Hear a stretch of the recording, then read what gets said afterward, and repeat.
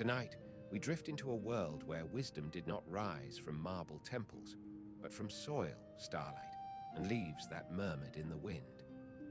There were once guides who learned not from carved stone, but from river mist and quiet dawns, from oak roots gripping ancient earth, and the silent turning of seasons older than memory. Their lessons were not spoken loudly.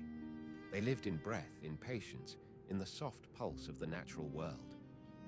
We travel now to the lands of the Celts, where green hills rolled like waves, and sacred groves stood as living sanctuaries. Here, Druids walked beneath towering branches, listening for truths in rustling leaves and distant birdsong. They were guardians of law, healers and thinkers, keepers of stars and stories, and voices of judgment and peace. Their strength came not from swords or crowns, but from stillness, memory, and the deep, steady heartbeat of the earth. Before we begin, I am curious. What simple things help you fall asleep more easily at night? Soft music, gentle breathing, warm tea, dim lights. Tell me in the comments. I would truly love to read each one. And if these quiet journeys bring you rest, feel free to subscribe, so we may keep wandering softly through old worlds together. Before a monk ever lifted a brush of gold or touched pigment to page, the world he entered was one shaped by reverence. Reverence for words, for prayer, and for the fragile power of memory. In the scriptorium, preserving text was already sacred work. But there was another labor that existed alongside it, one that transformed parchment into almost living beauty, the art of illumination. If scriptoria were the heartbeat of knowledge, illumination was its gentle breath, quiet, luminous, and filled with devotion. The word itself, illumination, meant to bring light. And in a world that often felt shadowed by uncertainty, these glowing manuscripts brought light both literal and spiritual. Illumination was not decoration. It was devotion made visible, worship captured in pigment and gold. The artists who worked at these pages believed beauty was itself a form of praise.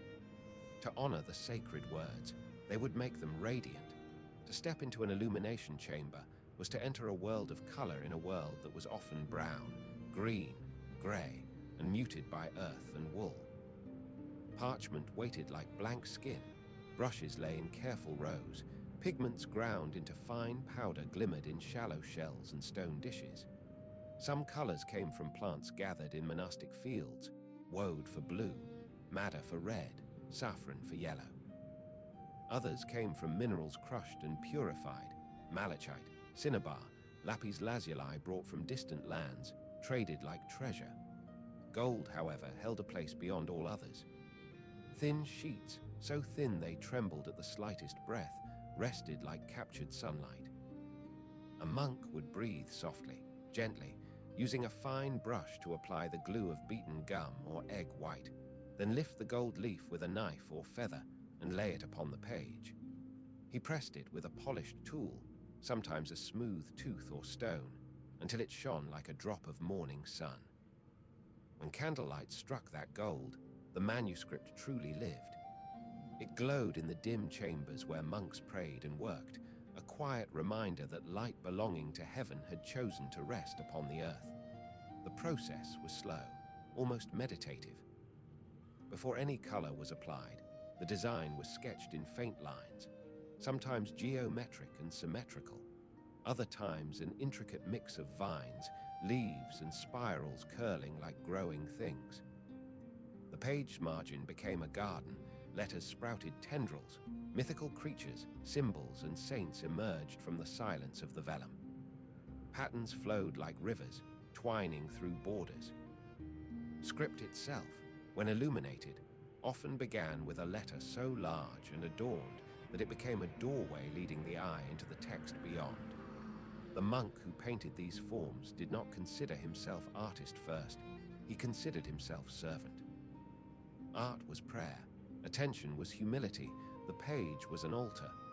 Each stroke of the brush was offered to God, each glint of gold a reminder of eternal light. Beauty did not distract, it elevated.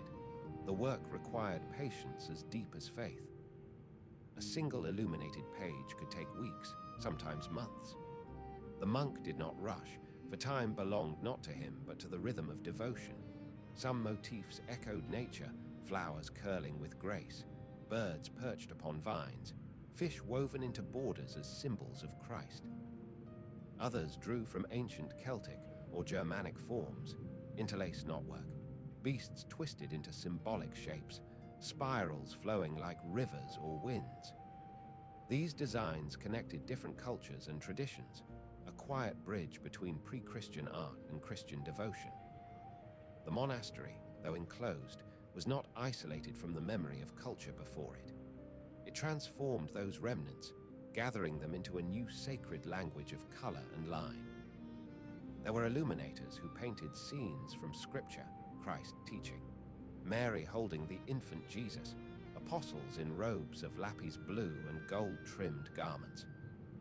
These figures appeared not as portraits of real bodies, but as visions, symbolic, timeless, as though they existed in a world where shadows had no power and light held every contour.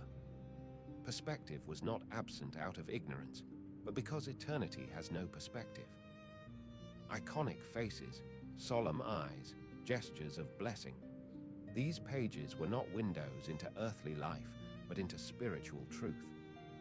And in the corners and along the edges, small wonders often lived: a rabbit nibbling a leaf, a monk drawn humorously with a quill behind his ear, a little dragon curled around the curve of a letter, a bird spreading wings as though ready to fly from margin to sky. These details remind us that even in solemn devotion, monks carried quiet humor and delight. Faith did not crush their spirit, it brightened it. Heat from candles sometimes softened wax-based colors. In summer, humidity threatened delicate pages. In winter, fingers stiffened around brushes. Illuminators learned to breathe near gently, so dust would not settle on sticky gold or wet pigment. Their tools were simple: quills, knives, brushes made from tails of animals, shells to hold pigment, polished stones to burnish gold. Their studios were simple too: wooden desks, small windows, benches, shelves. Yet from these humble tools and spaces emerged works that glowed brighter than any palace tapestry. To prepare colors, they ground minerals on stone, mixed them with egg or gum, and stored them in shells. Lapis, precious as jewels, was saved for the most holy images. Vermilion glowed like glowing embers. Green from crushed copper held earth's breath. White made from lead shone pure but dangerous. Art required sacrifice of time, of comfort, sometimes even health. But to them, this sacrifice was not loss, it was offering. The artists spoke little. Their silence was not emptiness, it was a vessel where attention deepened. A brush dipped into blue was a prayer for heaven's grace. Gold laid carefully was a tribute to divine glory. When a page was finished, the monk might sit back, close his eyes, and breathe, sensing not pride but peace, the peace of having taken part in preserving beauty and truth in an age hungry for both.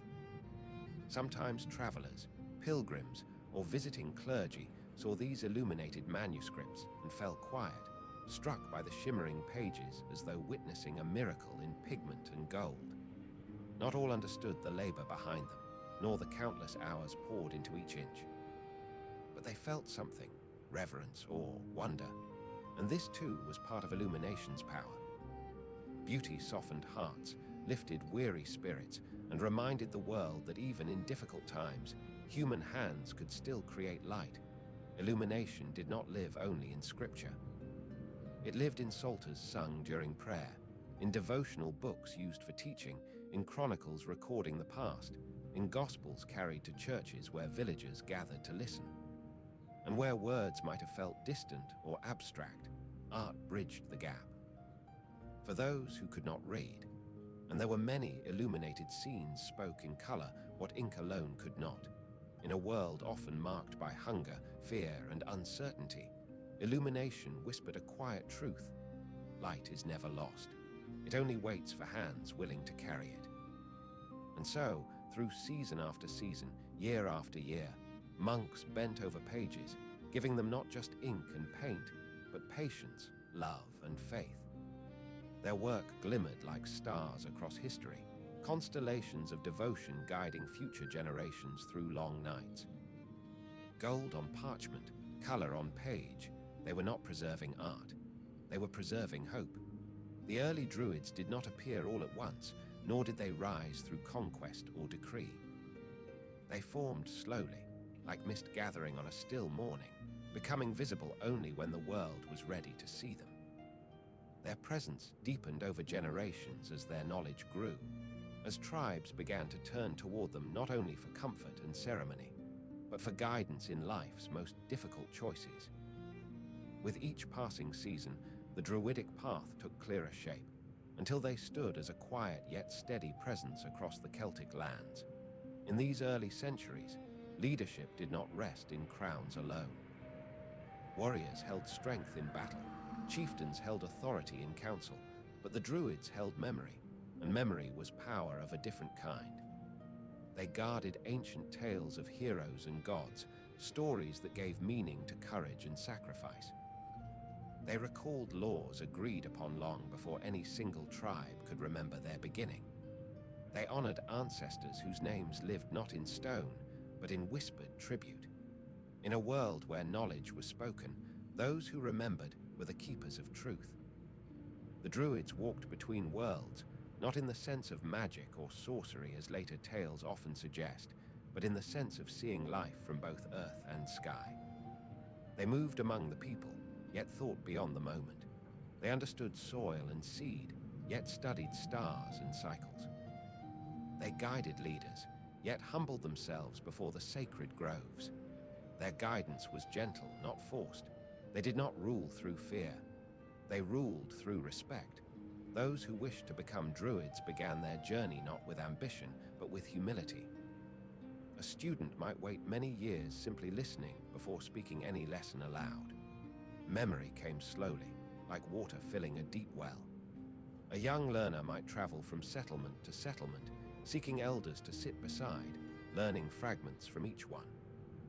Their training did not involve tests written on parchment, but practice in silence, patience, and recollection.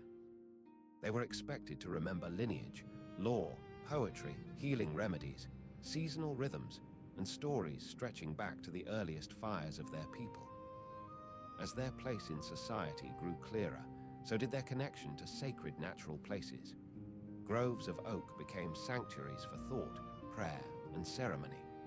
These groves were not chosen for beauty alone, though beauty was present. They were chosen for age and stillness. Oaks stood firm through storms, offering shade in summer and strength in winter. To sit beneath one was to sit in the presence of living time. A druid did not need a hall made by hands. The forest itself was the temple. The wind was the choir. The earth was the floor. The sky was the roof stretching endlessly above. There, beneath ancient branches, the Druids contemplated life and death, not with fear or haste, but with calm and certainty. They saw life as a circle, not a line. Just as leaves fell and returned as soil to feed new growth, so too did souls journey and return in ways unseen yet trusted. This sense of return offered peace, and many found comfort in their teachings. In a world marked by war and changing seasons, the idea that nothing truly ended held steady power. As their influence matured, the Druids became associated not only with wisdom, but with sacred duty. They blessed crops in spring and honored harvest in autumn. They guided travelers, settled disputes, and counseled leaders before battles or treaties. They were witnesses to oaths, ensuring that promises made in sacred places carried weight. Their presence reminded people that decisions must consider not only immediate gain, but lasting harmony. The people looked to them in times of sickness, for they held knowledge of plants and healing ways. They gathered herbs at specific times of year, believing each plant held power connected to its season. They treated wounds, eased fevers, and soothed spirits. Healing to them was not merely physical, it was also emotional, spiritual, and communal. A healthy person lived in balance with people, with land, and with the unseen. Their medicine was not hurried, It asked the patient to rest, to trust, to breathe. In these early ages, the Druids were already forming the structure that later generations would recognize. Yet they were not figures of superstition. They were thinkers. No doubt they listened to the world, but they also questioned it. They observed carefully. They practiced discipline. Their knowledge did not come from sudden visions, but from long attention to cycles of nature and human behavior. Their spiritual beliefs rested on the idea that nature was alive with presence, not as mere objects, not as symbols only, but as sacred realities. Rivers carried life and memory. Mountains held strength and endurance. Fire carried transformation, water held cleansing, air carried breath, and earth held rest and renewal. These beliefs shaped not only ritual, but daily life.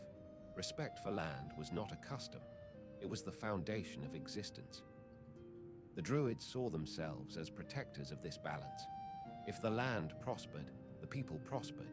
If the sacred groves were respected, wisdom flowed. If harmony between tribe and earth remained, the future would remain steady. Their work was not simply spiritual practice, it was stewardship. There were seasons of training that tested devotion. A student might be asked to rise before dawn to listen to birdsong without speaking a word.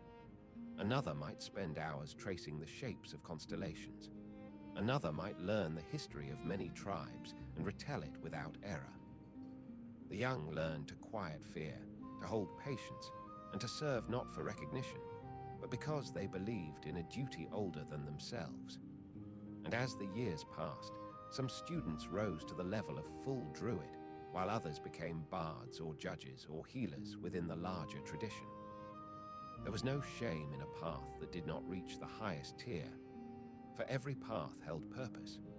Every voice that remembered a single verse, every hand that knew how to treat a single wound contributed to the strength of the whole.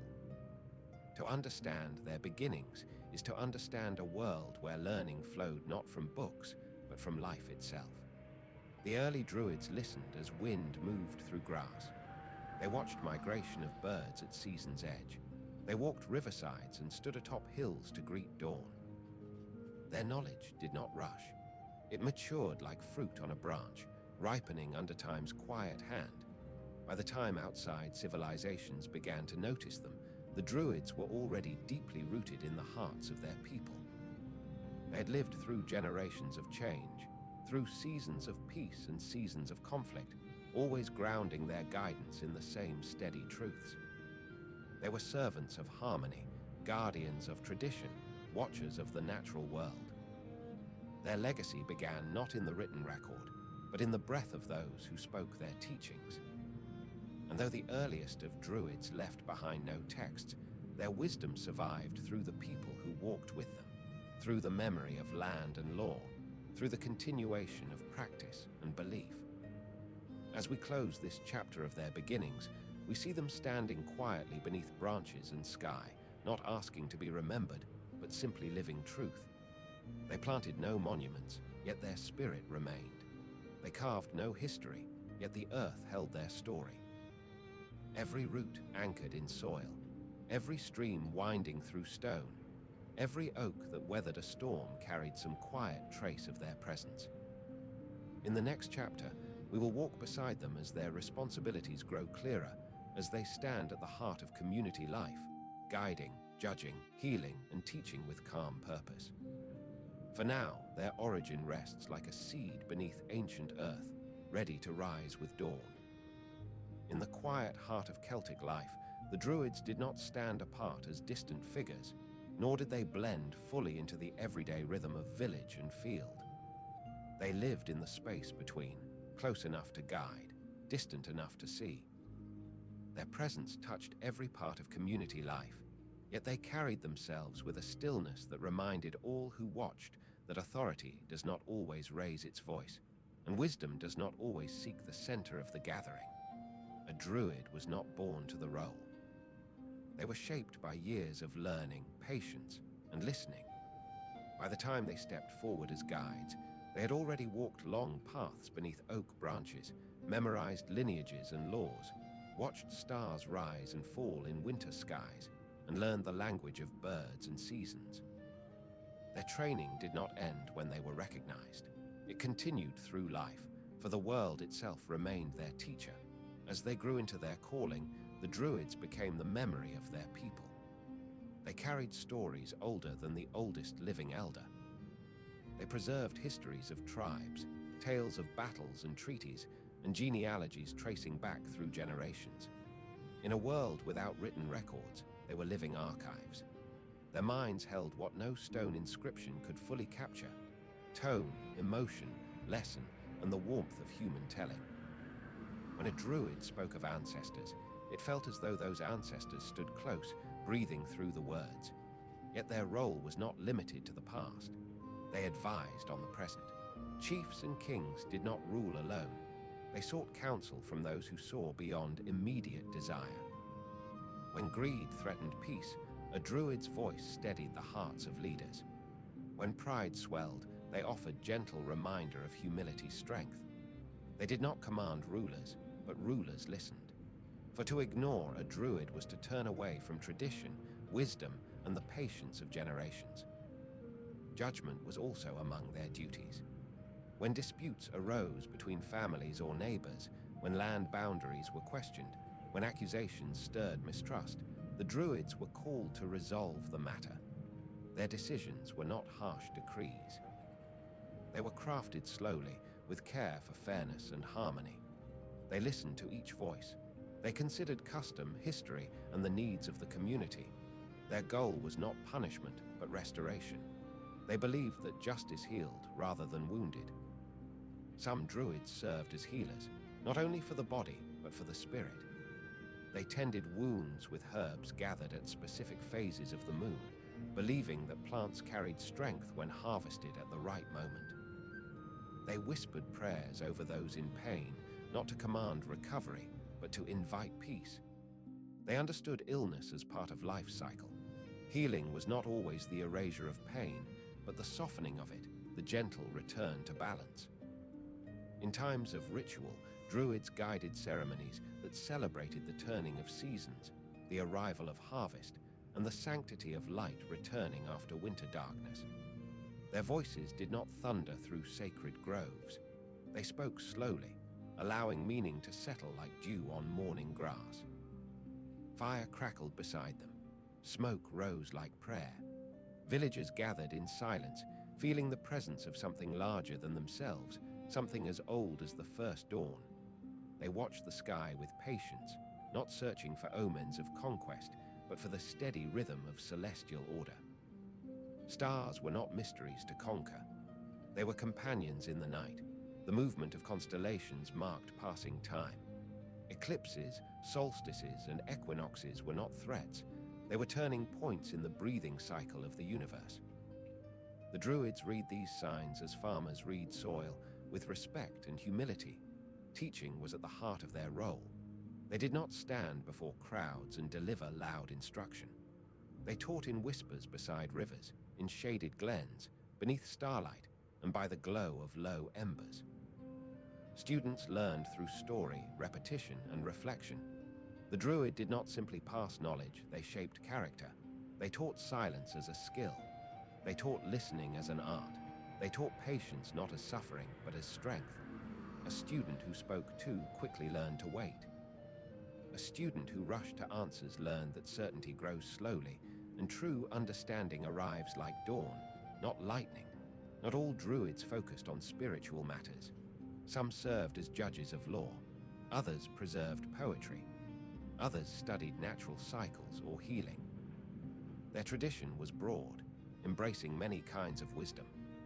But all shared the same foundation: service to the people, reverence for nature, and commitment to truth spoken gently. Their influence made them trusted companions in times of crisis. When tribes faced conflict from neighboring clans or foreign powers, Druids counseled leaders, urging restraint when anger threatened to blind, and courage when fear sought to weaken resolve. They were not generals, yet warriors looked to them before battle. They believed the blessing of a Druid steadied the spirit. A warrior who marched with a peaceful heart marched with strength. Yet the greatest power of the Druids lay not in what they knew, but in how they lived. Their presence calmed disputes. Their silence steadied minds. Their retreat into sacred groves reminded all that wisdom grows in quiet places. They did not chase greatness. They nurtured it in others. And because of this, their people trusted them. Children grew knowing that if confusion troubled them, a druid would listen without judgment. Elders knew that, when life's final days approached, a druid would sit by their side, speaking softly of cycles and return. Leaders knew that power did not lift them above others, but bound them to greater responsibility. All of this came from the druids' steady hand and patient voice. Their authority was balanced by humility. They owned little. They sought no wealth. Their wealth was memory, discipline, and faith in the living earth. They walked without armor, yet their influence protected communities more effectively than iron shields. They prayed without temples, yet their worship reached deeper than the highest tower. They held power, yet they served rather than commanded. In this way, their responsibilities flowed from the same source as their origins: devotion to balance. Balance between past and present, between earth and sky, between people and land, between thought and silence, between knowledge and wonder. They did not seek to control the world, they sought to align with it.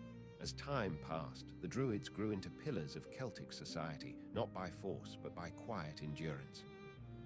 Their work moved like river currents, unseen beneath the surface, yet shaping everything around them. To live among them was to feel supported by a tradition older than memory, a wisdom that did not shout but whispered, inviting all who heard to walk more gently, breathe more deeply, and trust in cycles beyond sight. Their responsibilities were many, but all rested on a single truth: to live in harmony with the world and guide others to do the same. They believed that when hearts stay true to nature, life unfolds in peace.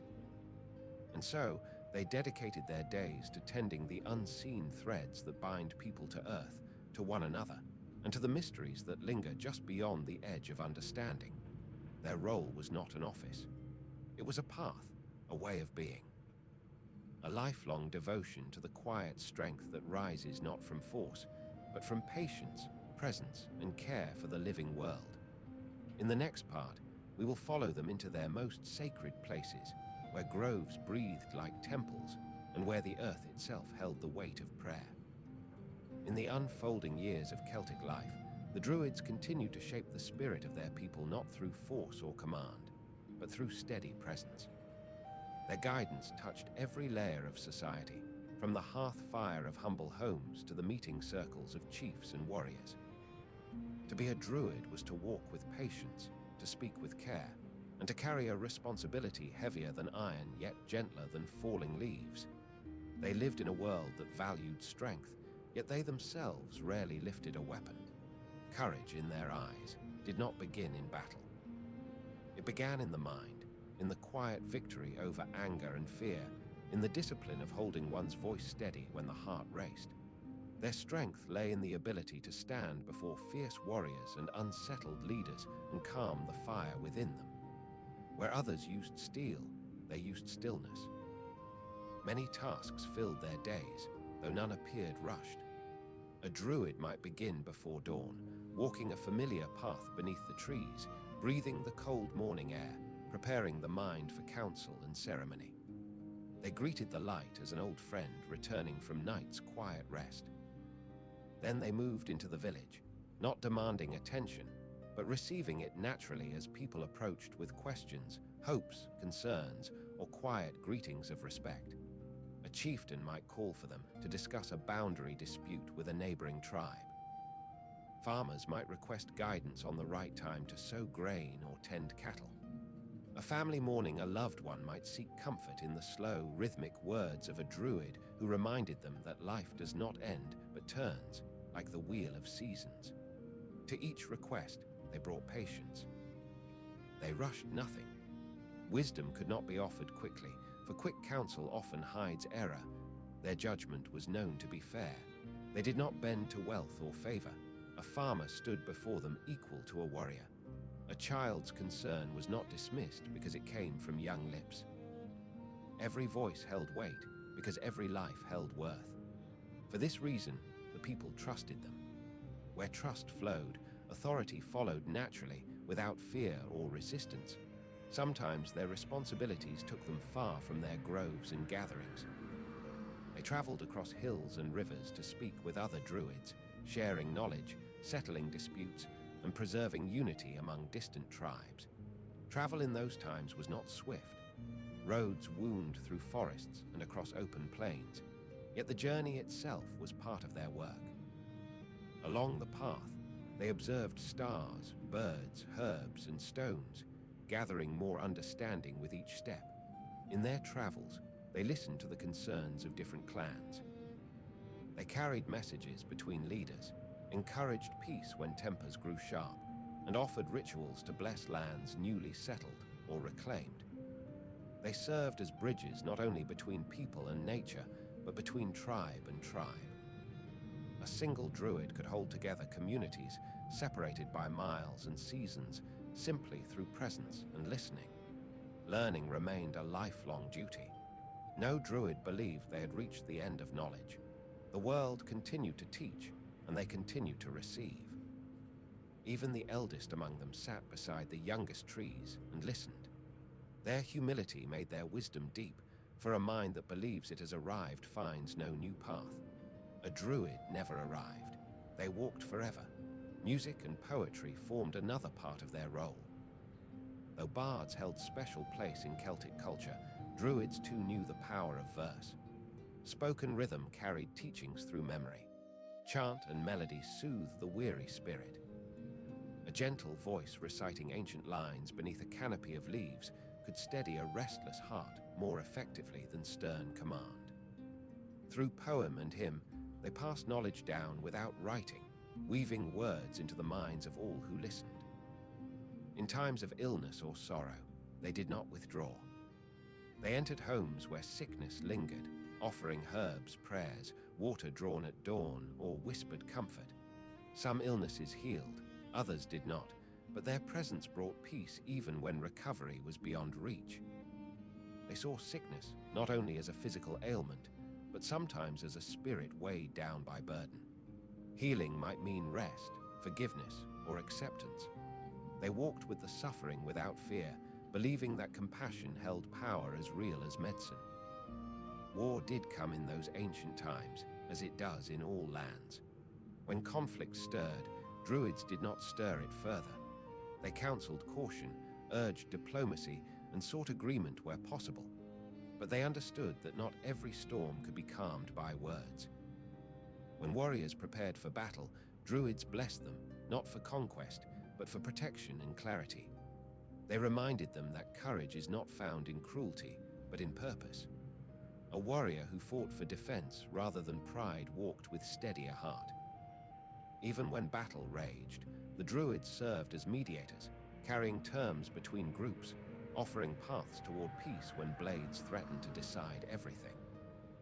Many times, war ended because a druid stepped between sides and spoke with a voice shaped by generations of memory. Soldiers who might not listen to another leader listened to the one who held the trust of the land itself. Ceremonies surrounded the druids' work. They marked turning points of life. The birth of a child, the joining of two lives, the transition to elderhood, the quiet passage into death. They did not view death as loss, but as return. To them, souls traveled like seasons, resting, rising, coming again. When they stood beside a grave or a pyre, they spoke of cycles, of roots and stars, of the path continuing beyond what the eye sees. In these moments, grief found gentleness. Hearts softened. Hope did not vanish, but lifted slowly like smoke from sacred fire. Their clothing was simple, their homes unadorned. They did not carry the burden of wealth, for wealth distracts and binds. They carried the weight of duty instead, a weight accepted willingly. Their authority grew because they did not cling to it. Their influence spread because they did not seek power. Humility shaped them as much as knowledge did. Young students watched them with awe, eager to learn. But eagerness alone did not grant entry to their circle. A student had to show patience, discipline, and a heart willing to listen more than speak. They learned by walking beside elders, memorizing poetry, reciting law, studying plants, observing stars, and sitting still until their thoughts settled like leaves upon still water. Many years might pass before they were trusted with greater duties. The path was not easy, but those who walked it grew strong in spirit. In their world, balance was sacred. When seasons shifted, they marked the change with quiet ceremony. When crops flourished, they gave thanks. When storms arrived, they did not fear them, but recognized them as necessary breath in the life of the land. They saw that growth comes only when nature is allowed to move in its rhythms, and they guided others to see the same. As generations passed, the Druids became more than advisors. They became the steady pulse of Celtic society. In fields and forests, in councils and ceremonies, in sorrow and celebration, they remained present. Lives rose and faded around them, yet they endured, as steady and patient as the oaks that sheltered them. They shaped culture not with command, but with example. In a world ruled by strength, they showed that gentleness holds its own kind of power. Their responsibilities were many, yet they carried them lightly. They moved through life as one moves through a sacred grove, with quiet feet, open heart, and eyes lifted toward both earth and sky. They knew that leadership begins not with authority, but with service. To serve the people, the land, and the unseen was their calling. In the still places of night, after council and work were finished, a druid might stand outside and listen to the world breathe. Stars glimmered like ancient sparks. Leaves whispered overhead. The earth rested, waiting for dawn. And the druid, feeling the same rhythm within, knew that their purpose was not temporary. It was woven into the long story of life itself, into the soil, into wind, into memory. And so the Druids continued, their duties broad, their hearts steady, their guidance shaping lives like rivers shape valleys. They asked for little, yet they gave much. They did not seek worship, only understanding. They did not seek monuments, only continuity. Their legacy rested in the minds and spirits of those they guided, and in the silent groves where prayers rose like mist among old branches. In the next chapter, we will step with them into the sacred groves themselves, where temples of leaf and root held mysteries deeper than stone, and where the earth spoke in breath and shadow to those willing to listen. In the Celtic world, there were places where the wind seemed to pause, where branches formed gentle arches overhead, and where the earth felt deeper beneath one's feet, as if holding a memory too ancient for ordinary paths. These were the sacred groves, quiet sanctuaries not built by human hands but shaped by time, weather, and the steady patience of nature. To the Druids, such places were not symbols. They were living temples. A grove was more than a cluster of trees. It was a space where the world's breath felt slower and more solemn, where sunlight filtered through leaves as though entering a sacred hall. The Druids did not need carved pillars or stone altars. The trunks of oaks stood as columns. Branches formed roofs that let in stars at night and soft gold at morning. Moss served as carpet, roots as benches, and the earth itself as sacred floor. There was nothing lacking, because nature, in its still sincerity, offered all that was needed in those groves. Silence was not emptiness. It was presence. Birds did not chatter aimlessly. Their calls felt purposeful, like echoes from some high, unseen chamber. Leaves did not rustle without meaning. They whispered as though carrying prayers from a distant age.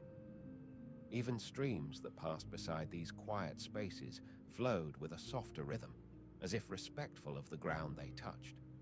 The Druids believed that in such places, the boundary between the seen and unseen grew thin.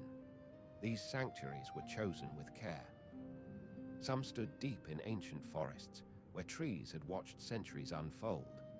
Others rested in clearings where a single great tree spread wide branches like a guardian of time. Oak was revered most for its strength, endurance, and slow wisdom. Yet ash, yew, and birch also held sacred meaning. Each tree carried lessons, and the Druids listened to them not as symbols alone, but as living companions. Before entering a grove, a Druid often paused. They touched the ground with hand or forehead, acknowledging the earth as teacher. They breathed deeply, allowing all haste to fall away. One did not bring the noise of daily life into such a place. The grove demanded simplicity, quiet, and sincerity. To step beneath its branches was to step into an older rhythm, a slower heartbeat, a gentler breath.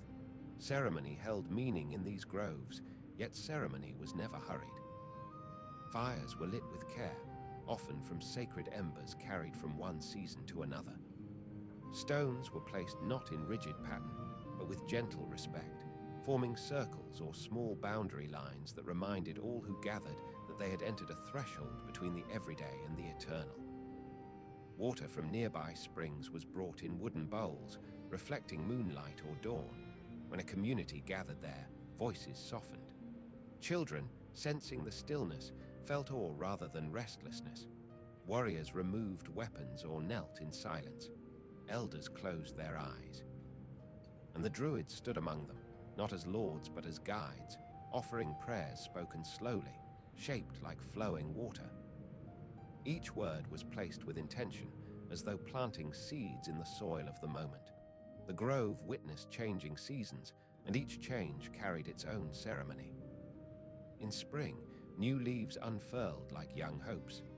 Flowers dotted the forest floor, and the Druids gave thanks for renewal. In summer, the grove offered cool shade, and people gathered to bless harvests and honor the strength of the sun. In autumn, falling leaves became a tapestry of gold and brown, reminding all that life must rest to be renewed. And in winter, bare branches reached toward pale skies like quiet prayers, and firelight flickered against tree bark, warming hearts against cold. Yet not all sacred places were among trees. Some stood upon hills where wind sang across grass. Some rested beside rivers whose waters reflected stars. Some were near standing stones placed long before anyone remembered their origin. The Druids did not confine holiness. They found it wherever nature whispered with ancient voice. Still, the grove held a special place in their spirit, for trees, with their rooted endurance, felt closest to the timeless. Grove was not only a site for ritual, it was a place of learning. There, students listened to elders speak of constellations, of the turning seasons, of the cycles of life and death. There, a young learner recited long verses, eyes closed, trusting memory to carry truth. There, silence taught what words could not.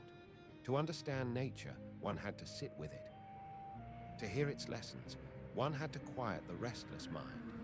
Dreams felt different in groves. Some said the veil between waking and dreaming thinned beneath branches older than memory. A listener might close their eyes and feel wind touch their face as though it carried voices from before their birth. A watcher might sit among roots and feel as though the earth itself breathed. The Druids did not dismiss such moments. They embraced them, believing that the world spoke softly to those willing to hear. These groves were places of healing as well. When illness weighed on the body or sorrow shadowed the heart, one could walk there and feel burdens ease. Not because pain vanished, but because the presence of ancient life reminded the sufferer that they were not alone.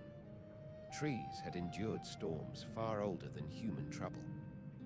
Rivers had carried sorrow for countless ages and continued flowing. Nature held grief without breaking and offered comfort without speech. To harm a sacred grove was unthinkable. Such an act was seen as wounding the heart of the land. Warriors might fall in battle and crops might struggle, but the grove must remain untouched. It was a refuge for spirit, a memory of origins, a place where the world felt whole. Even those who did not fully follow Druidic teaching respected its sanctity.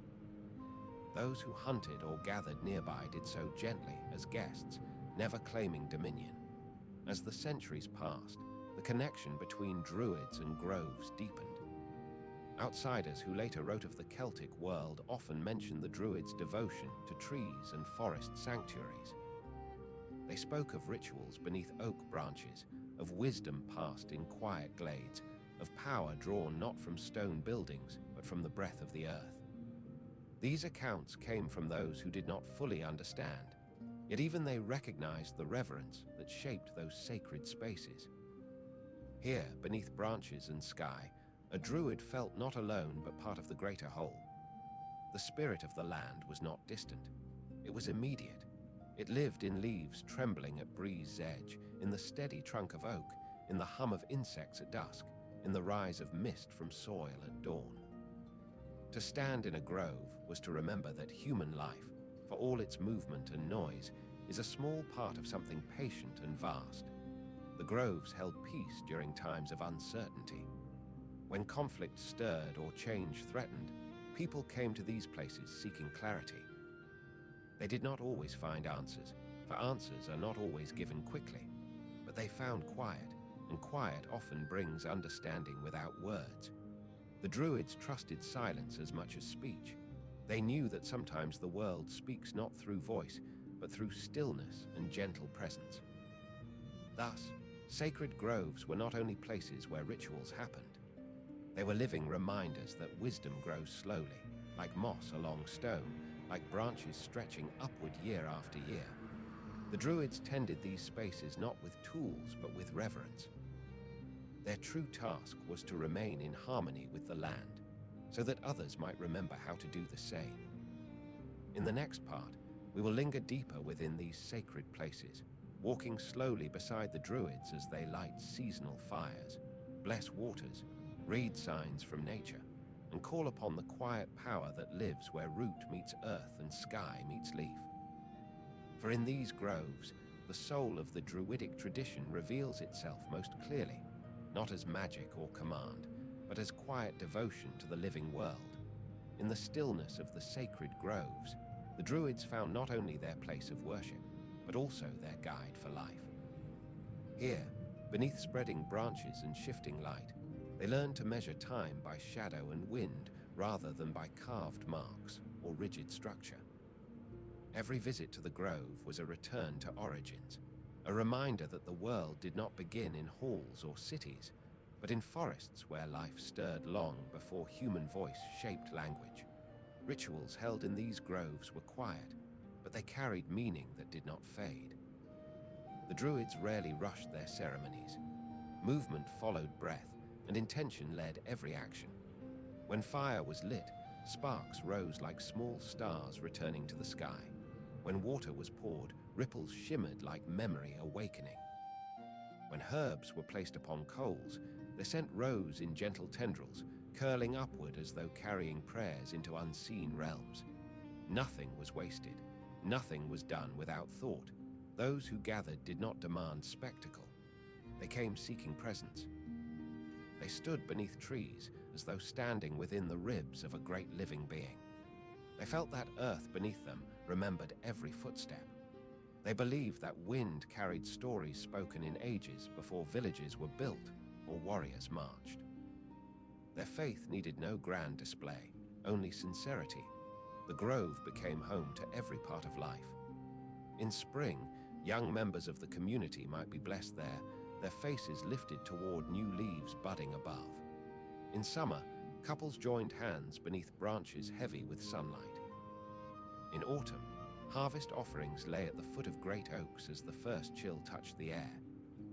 In winter, fire burned bright against cold, reminding all that warmth endures even when the world sleeps beneath frost. The Druids took care of these groves as one tends a sacred flame. They removed fallen branches not to clear space, but to give them respectful rest elsewhere. They cleared paths softly, without shaping nature too sharply. They allowed wild growth to remain, trusting that the forest knew how to shape itself. They believed that the grove must remain natural, for the sacred lives most fully in what grows without command. Water held a central place in their devotion. Springs near sacred sites were treated with reverence. A pool nestled among stones became as important as any altar. When pilgrims knelt to drink or touch water blessed by the presence of the grove, they did not do so for miracle alone. They sought renewal cleansing and calm. Water did not erase sorrow, but softened it. It did not promise power, but offered clarity. Many groves were places where stones marked ancient paths. Some stones stood upright, worn by weather and moss. Others lay flat like open hands. They were older than stories, older than memory. The Druids did not try to own such places. They approached them as guests. They believed stones held a patience that humans rarely mastered. To stand beside them was to be reminded that time, like Earth, is wide and deep. There were groves where mist moved slowly among the trunks, as though the air itself wished to remain close. In such places, voices softened further and hearts opened easily. One could sit there for hours and feel the boundary between breath and wind dissolve. For the Druids, this feeling was not illusion, it was truth. The world speaks softly, they believed. One need only be still enough to hear. At times, Druids would come to the grove alone, without ceremony or followers. They stood in silence, breathing with the forest, allowing the weight of duties to fall away for a moment. Here, they did not lead or instruct. They simply belonged. A pebble pressed into the soil by their foot, a leaf brushing their shoulder, a bird calling from a distant branch. Each small moment confirmed that they were part of something older and greater than themselves. They did not seek visions through force. They did not command spirits. Instead, they allowed insight to arrive like light on water. If a message came, it came because the world wished to speak, not because they demanded it. Their wisdom grew not from striving, but from patience. To those who watched from afar, this might have seemed mysterious. In truth, it was simple. They trusted nature as teacher. Gatherings in the grove strengthened bonds among the people. Shared silence can unite hearts as powerfully as shared speech. When villagers stood side by side beneath trees, listening to wind breathing through branches, they felt part of a single life. Children sensed that grown minds, too, bowed to mystery. Elders felt comfort knowing that life would continue long after their own stories ended. Warriors felt their strength balanced by humility. Farmers felt their labor honored by land that welcomed them in return. Night held its own beauty in these sacred places. When stars appeared overhead, they pierced the canopy like distant fires in a far kingdom. The Druids might lift their heads and trace constellations, recalling lessons whispered by their teachers in years gone by. The grove at night was not frightening, it was profound. Shadows rested without malice. Owls called not as warnings, but as guardians of the quiet hours. Firelight flickered gently, and those present felt the ancient rhythm of breath and heartbeat and turning earth. Seasons of celebration filled the groves with life. During the longest day of summer, sunlight lingered long beneath leaves, and voices rose in gratitude for light and warmth. During the darkest night of winter, fire glowed brightest, reminding all that darkness is never final. The changing year did not bring fear of loss, but trust in return. Every leaf that fell in autumn carried promise. Every bud that opened in spring carried memory. The grove embodied this circle. The Druids honored it. Such devotion shaped a worldview rooted not in domination, but in belonging. The Druids did not seek to conquer nature. They sought to live in tune with it. They did not build monuments to themselves, yet their legacy endured longer than stone. They did not carve laws into tablets, yet their teachings continued through voice and heart. Their sacred places needed no walls, and so they could not crumble as walls do. A grove changes, but its spirit remains. Over time, as stories of Druids spread beyond Celtic lands, others spoke of their forest rites with awe, confusion, or curiosity. Outsiders often misunderstood, believing the groves to be places of enchantment or hidden power. But power was not the aim. Peace was, connection was, understanding was. For the Druids, the grove was not a place to control forces. It was a place to listen to them. And so, these natural sanctuaries stood as the quiet heart of Celtic faith, enduring through storm and season, through birth and death, through ceremony and solitude. They witnessed the training of students, the blessing of warriors, the guidance of leaders, and the grieving of families. They held laughter, tears, prayers, and silence. They held time itself. Though the centuries would bring change, and though many groves would one day fall to axes or foreign rule, the memory of these places lived on. Even when trees were lost, the land remembered. Even when branches fell, roots remained in earth as quiet testament to what once was. And in the minds of future generations, the image of Druids walking beneath ancient trees stayed alive, as though carried by the breath of the wind that once moved through sacred leaves. In this way, the groves live still, not only in soil but in thought. They remind us that wisdom grows slowly, that silence holds truth, and that sacredness needs no walls. To honor them is to remember that peace can rise from stillness, and that the world itself, when approached with respect, becomes temple enough. In the next part of our journey, we will walk from these groves into the heart of ritual, watching how fire and water, earth and sky, cycle and season shape the ceremonies that bound community to spirit and land. For the groves were only the beginning, a threshold through which deeper reverence flowed. In the heart of the Celtic world, life moved with the sky. The rising and falling of the sun, the lengthening and shortening of shadows, the turning of seasons from blossom to harvest, from frost to thaw, guided every rhythm of existence. To the Druids, ritual was not an interruption of life. It was life expressed with deeper breath, a way of marking moments that might otherwise pass unseen, a way of reminding the human spirit that it walked inside a living mystery. Ritual did not belong only to grand days or rare events. It lived in the quiet hours before dawn, when a druid stepped outside and touched earth with palm or forehead. It lived in the soft lighting of a fire at dusk, flame rising in respectful silence. Ritual was woven into daily acts, so gently that to live was itself a form of devotion. Yet there were times when rituals gathered the whole community into one breath, one prayer, one steady moment beneath sky or branches, and in those moments the world felt vast and near at once. At the center of many ceremonies stood fire.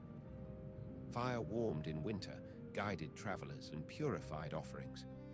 But to the Druids, fire was more than light and heat. It was a bridge between earth and sky, a living thing born of spark and air. When flame rose, it did not simply burn, it spoke. Its crackle and dance carried intention upward. Its warmth steadied hearts. To sit by sacred fire was to feel connected to ancient hands that once tended embers in forgotten ages. A ritual fire was never lit with haste. It began with breath, with patience, with reverence, as though inviting light rather than commanding it. Water also held place in ceremony. Springs were touched with quiet hands, wells approached with bowed head. To drink or wash from sacred water was to accept renewal. Sometimes a leaf was floated on its surface as offering. Sometimes a pebble was placed beside the pool in silence. Water carried memory. It moved through land and time alike, flowing from mountain snowmelt to valley stream, from rainfall to river. The Druids believed water carried both blessing and truth. In the gentle act of dipping fingers into a cool spring, one felt part of a cycle older than language. Earth received offerings in return. Grain scattered on soil honored the harvest. Milk poured onto ground honored what nourished life. Flowers placed at tree roots expressed gratitude. There was no sense of giving to a distant or unreachable being. The offering returned to the world that sustained the giver. Nothing extravagant was required. Ritual's value lay not in grandeur, but in sincerity. A handful of grain carried meaning if offered with humble heart. It too was honored. Breath was not only a physical act, it was life itself, moving unseen through all living things. The Druids often prayed aloud to the wind, not asking but acknowledging, not pleading but honoring. They listened to wind through leaves, believing its whisper carried messages of change or calm. In ceremonies, moments of silence allowed air to speak. Nothing filled every space. Pauses were intentional, as important as spoken prayers. Many rituals centered on the passage of seasons. When spring returned, ceremonies welcomed light and new life. Young branches were cut and placed in homes, not as trophies, but as symbols of rising energy. Fields were blessed with quiet words, seeds pressed into soil with hope. In summer, sunlight was honored in circles of joy and gratitude. People gathered in open spaces, faces lifted towards sky, knowing that warmth and long days were gifts never taken for granted in lands where winter held long patience. Autumn brought harvest rites, when grain stood golden and heavy, and fruits crowded the earth with quiet abundance. Thanks were given not only for food, but for survival. The turning of leaves meant change had arrived again. The Druids reminded their people that endings were beginnings in softer disguise. They spoke of roots strengthening as leaves fell, of seeds sleeping beneath soil, of the beauty in rest. Winter ceremonies were gentler, marked by fire and stillness. In the darkest nights, community gathered around flame to honor endurance. No fear guided them. Darkness was not enemy. It was part of the cycle, a time for reflection, for memory, for inner growth. Stories were shared. Warmth was offered. Light glowed like hope, held close to the heart. Some rituals involved movement. A slow walk around sacred space marked boundaries respected by all. A turning toward cardinal directions acknowledged the world in its fullness. These motions were not spectacle. They were gentle affirmations of place and presence. Even a single step taken with intention had meaning in Druidic ceremony. Chant and song carried power too. Voices rose softly, repeating lines that had been spoken long before, lines shaped not to impress, but to soothe and remind. A simple melody could bring stillness to restless minds, just as wind through branches settles the forest. Words flowed like water, steady and gentle, weaving connection through those present. Certain rites honored ancestors. Stones were touched, names spoken, not loud but with reverence, as though calling across time not to summon, but to remember. The Druids taught that those who came before had not vanished. They lived in earth and sky, in wind and fire, in the very breath of the living. Ritual allowed the past to rest not as distance, but as presence. There were rites for healing, where herbs were burned or steeped, where laying of hands encouraged strength to return, where quiet prayers accompanied touch. A Druid did not promise miracles. They promised care. Healing was shared between patient, healer, and the living world around them. Even a sip of warmed water or a small herb poultice placed upon a wound carried dignity when given with attention and belief. Rituals for birth carried joy as gentle as dawn. A newborn might be lifted toward morning light or bathed in quiet spring water. Parents stood in gratitude, knowing life had entered not only their home but the community. The Druids spoke softly, words that blessed not for glory, but for peace and growth. No loud feasting followed, only humble celebration, warmth, and the knowledge that a new soul had begun the long journey through earth and sky. Death rites mirrored birth, for death was seen not as loss, but as passage. Songs guided the departing soul. Fire and earth received the body with respect. Tears flowed, yet hope did not dim. The Druids spoke of cycles and return, of paths beyond sight, of the comfort that awaits those who leave this world gently. Death did not break community, it deepened it, reminding all of the shared journey. In all their rituals, the Druids carried an understanding that life moves slowly, that meaning arrives in quiet moments, that reverence needs no grandeur. They never rushed ceremony. They trusted time. They believed silence held as much weight as spoken prayer. And they understood that ritual is not confined to one moment. It lives in every small act of care, every step taken with awareness, every breath offered in gratitude. To watch a Druid conduct ritual was to see someone who had given their life not to command or spectacle, but to presence. Their movements were calm, their voice steady, their eyes clear. They performed rites not to impress others, but to honor the world.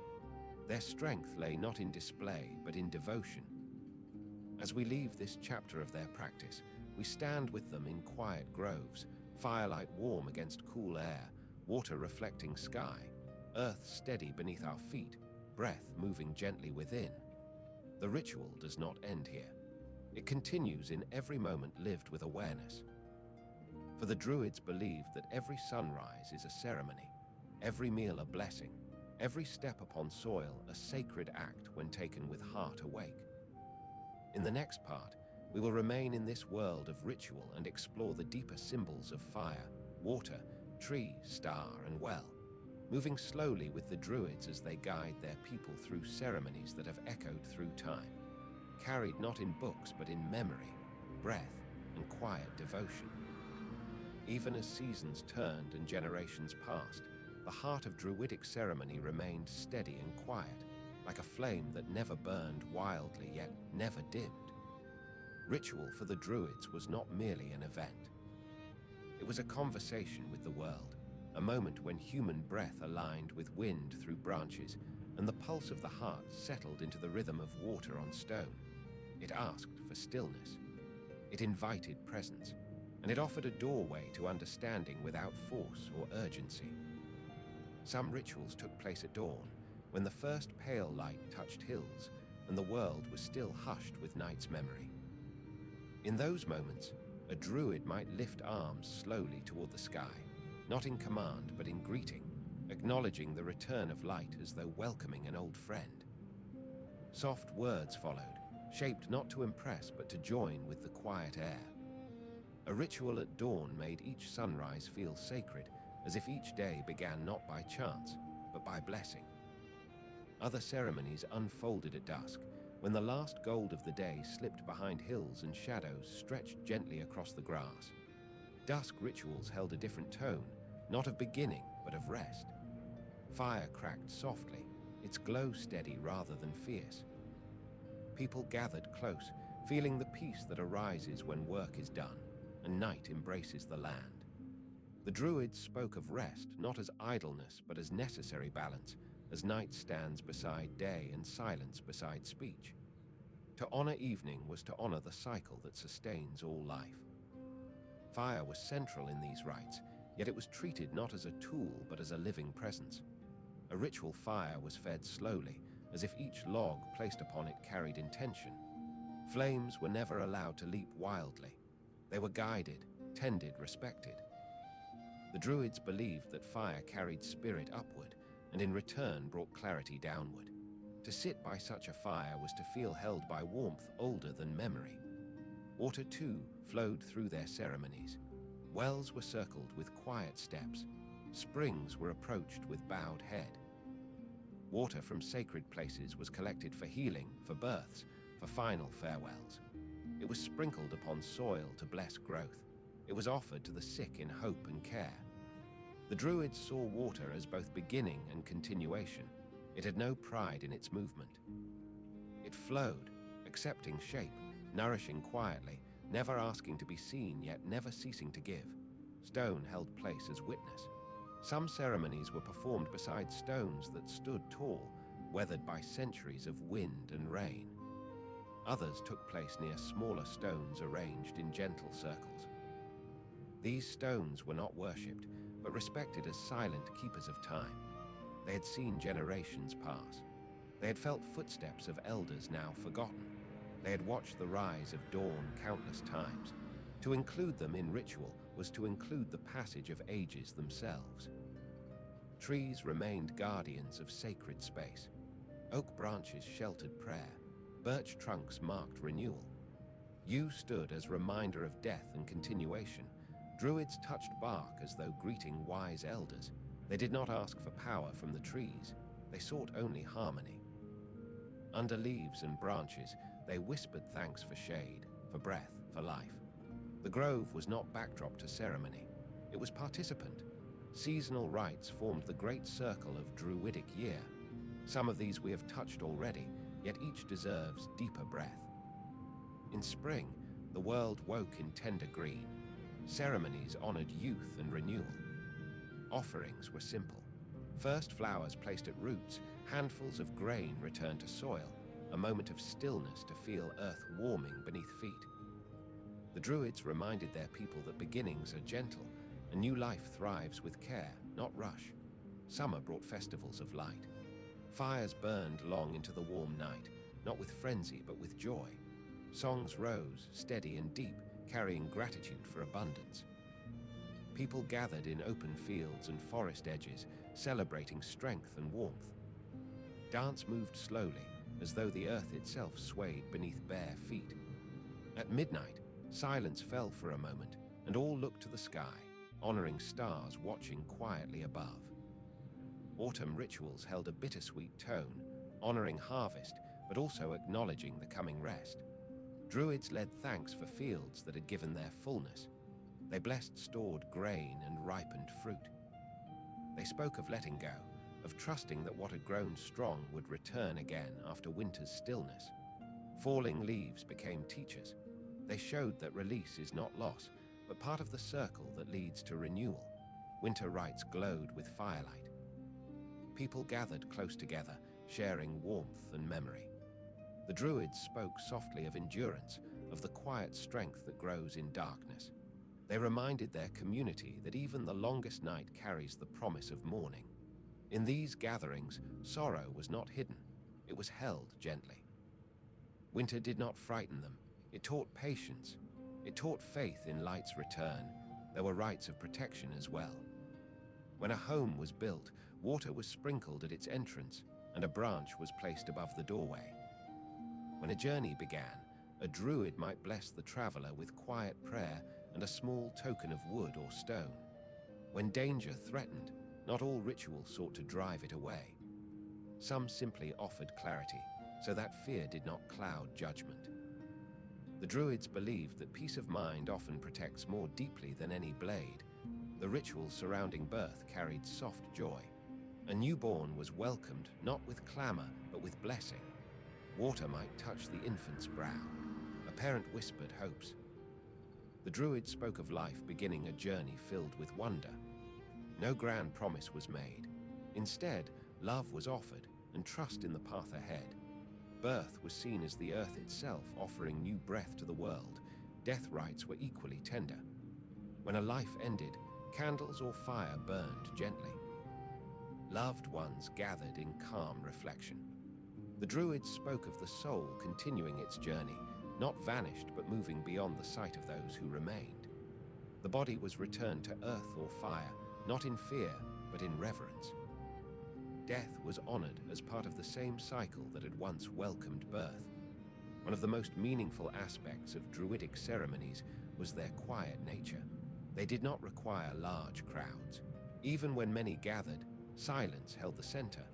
The Druids taught that sacredness does not require noise. It requires presence. To truly take part in ritual was not to watch, but to feel. Their ceremonies did not aim to control divine forces. They sought to align with them. The Druids trusted that the world knew what it was doing. Their task was not to command nature, but to understand it, to honor it, to move with it instead of against it. Ritual was not a plea, it was a partnership. Children learned to respect these moments early in life. They sat beside parents, wide-eyed, listening to whispers, watching flame and shadow dance upon tree trunks, feeling the slow breathing of the grove. As they grew, ritual became as natural as eating or waking. It was not a separate part of life. It was life lived with awareness. Travelers who witnessed Druidic rites sometimes misunderstood. They expected spectacle and found stillness. They expected dramatic gestures and found quiet motion, yet many felt something they could not name. Calm settled over them, steady and warm. They carried that memory long after they left the groves. Even those who did not speak the Celtic tongue seemed to understand that they had stepped into a sacred moment shaped by patience and reverence. To the Druids, ritual was not a path to power or privilege. It was a way of honoring the world. It reminded people that they were part of Earth, not rulers above it. It grounded them in seasons, in community, in quiet truth. Even the smallest act, when performed with intention, carried sacred weight. Lighting a candle, touching water, placing a stone, breathing deeply among trees. In all these rituals, the Druids asked nothing for themselves. They stood as stewards, as guides, as voices that bridged silence and speech. They believed that by living with reverence, they helped sustain harmony in the world. And so, day after day, season after season, generation after generation, they offered their presence to the land and their devotion to time's gentle unfolding. As we step from these ceremonies into the next chapter of their tradition, we carry with us a memory of flame and leaf, of water and stone, of whispered prayer and deep breath beneath ancient branches. Ritual was their devotion, and through ritual, they learned how to live. In the next part, we will turn from ceremony to the spoken art that sustained their knowledge, exploring how the Druids preserved memory not in writing but in voice and heart, shaping tradition through words carried like seeds on the wind. Long before ink touched parchment in faraway lands, long before stories were captured in books and letters, there lived a people who entrusted memory to breathe and voice alone. The Druids did not build libraries of stone. They built libraries of living minds. Their knowledge walked with them, traveled with them, and breathed through them, never bound to page or sealed beneath dust. To remember was not task or burden. It was devotion, a sacred calling carried like a lamp through generations. In the Celtic world, spoken word held power deeper than carved lines. Words carried warmth, tone, breath, and presence. They lived in sound and silence alike. When a Druid spoke a story, they did not merely tell it, they awakened it. A name spoken aloud lived again. A tale recited carried footsteps of those who once walked through its events. A law spoken clearly guided hearts long after the voice fell quiet. To forget was to lose more than information. It was to lose connection to ancestors, land, and meaning. Young students of the Druids began their path not by writing notes or reading scrolls, but by listening. They sat at the feet of elders for hours, sometimes days, letting words settle inside them like seeds in dark soil. No urgency rushed the process. Knowledge was not gathered as treasure. It was planted, nurtured, and allowed to take root. Only when a student could speak a tale without hesitation, when each word felt lived rather than learned, did they move forward. Training for memory did not rely on force. The Druids understood the nature of the mind. They did not demand memorization through pressure, but encouraged it through rhythm, story, and repetition. Verses were recited slowly. Each phrase held shape and cadence. Some teachings followed patterns like river currents, looping gently and returning to familiar points so the listener could rest in memory rather than chase it. Poetry played a central role, not for art alone, but because rhythm holds memory like a vessel holds water. Law, too, lived in spoken form. Rules and judgments passed through generations by voice. A student learned not only the law itself, but the tone in which it must be spoken, the way fairness rests not in word alone, but in breath and manner. To recite a law without respect was to weaken it. To speak justice without humility was to lose its spirit. The Druids taught that authority is shaped by intention, and memory must be held with reverence. Genealogy formed another strand of their oral teaching. The young were taught the names of ancestors, stretching far beyond their own family line. These names did not exist as lists. They lived in stories, each person connected to deeds, to land, to turning seasons. To speak them was to acknowledge that every life rests upon countless others. No one stood alone. All were part of a line stretching backward like roots and forward like branches. Nature itself guided memory. A student learning about herbs might walk through fields at dawn, hearing each plant named aloud as morning light revealed them. Birch whispered renewal. Yew whispered endurance. Willow whispered healing. The names of stars were learned beneath the open sky, where a druid pointed upward and spoke softly while constellations glimmered like silent companions. In this way, knowledge lived in place. A tale told in a grove might never be told the same beside stone. Land shaped memory, and memory honored land. The Druids did not avoid writing because they lacked skill. They chose not to rely on it, believing written marks could weaken memory's discipline. A mind that trusts parchment grows careless, they said. A mind that carries its own knowledge stays awake. To them, writing could preserve, but it could also distance. A word on a page does not breathe. A spoken word carries life. Learning could take many years, sometimes decades. A student might spend long winters listening to elders recite myth under firelight, memorizing not only tale but feeling. In spring, they might travel from settlement to settlement, hearing different voices speak the same truths in slightly varied ways. Each variation added color, richness, depth. Truth did not shrink by being spoken by many tongues. It expanded. Silence formed as important a part of training as speech. Long moments passed in quiet, allowing the mind to settle and hold what it had gathered.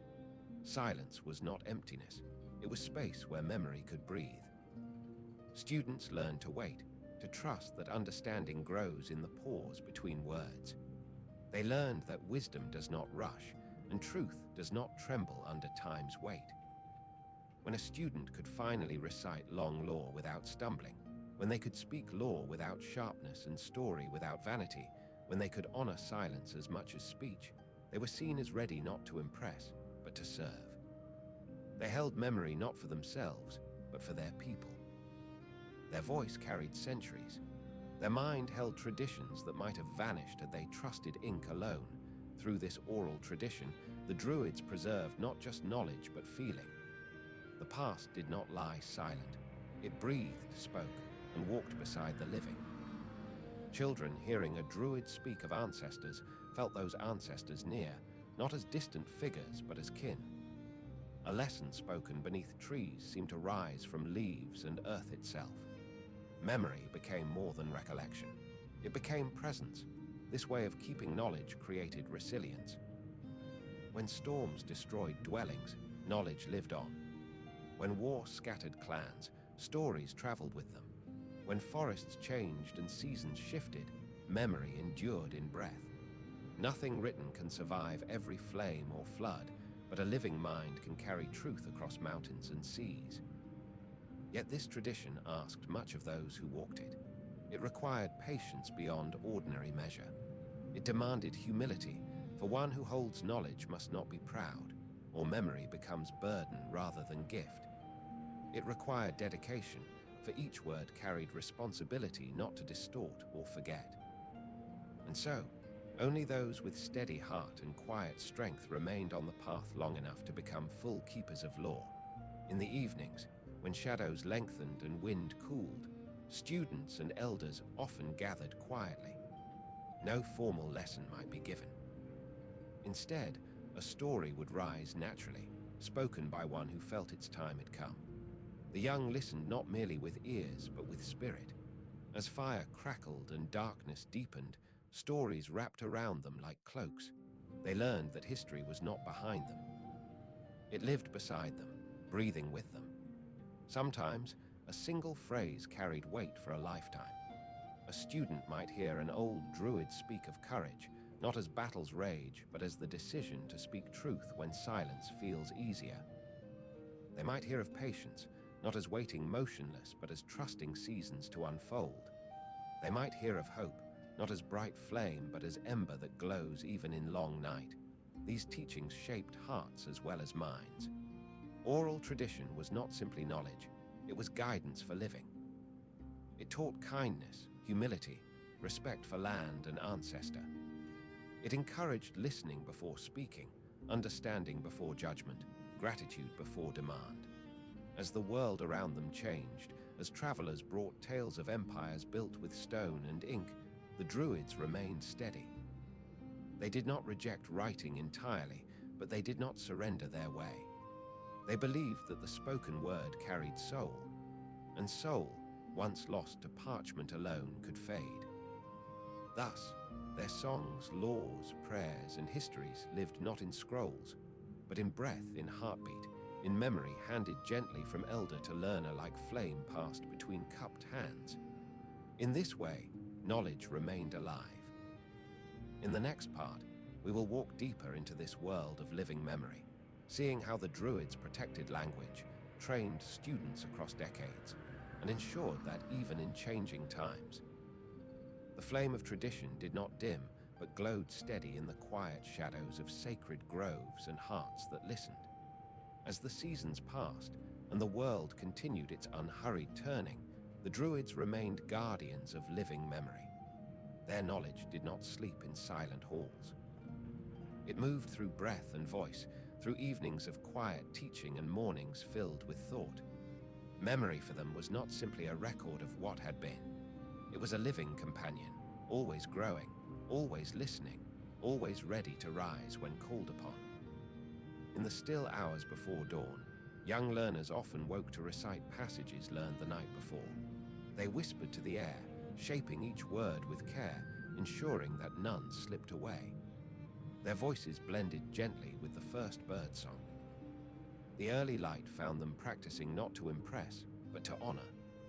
For memory was precious, not because it gave status, but because it preserved truth and spirit. The Druids taught that forgetting was not failure of the mind, but neglect of the heart. And so the students nurtured memory like a flame. Elders guided them with patience. They did not scold when a verse faltered. Instead, they repeated the lines slowly, letting the sound settle again like calm water returning after a small ripple. They understood that learning was not a race.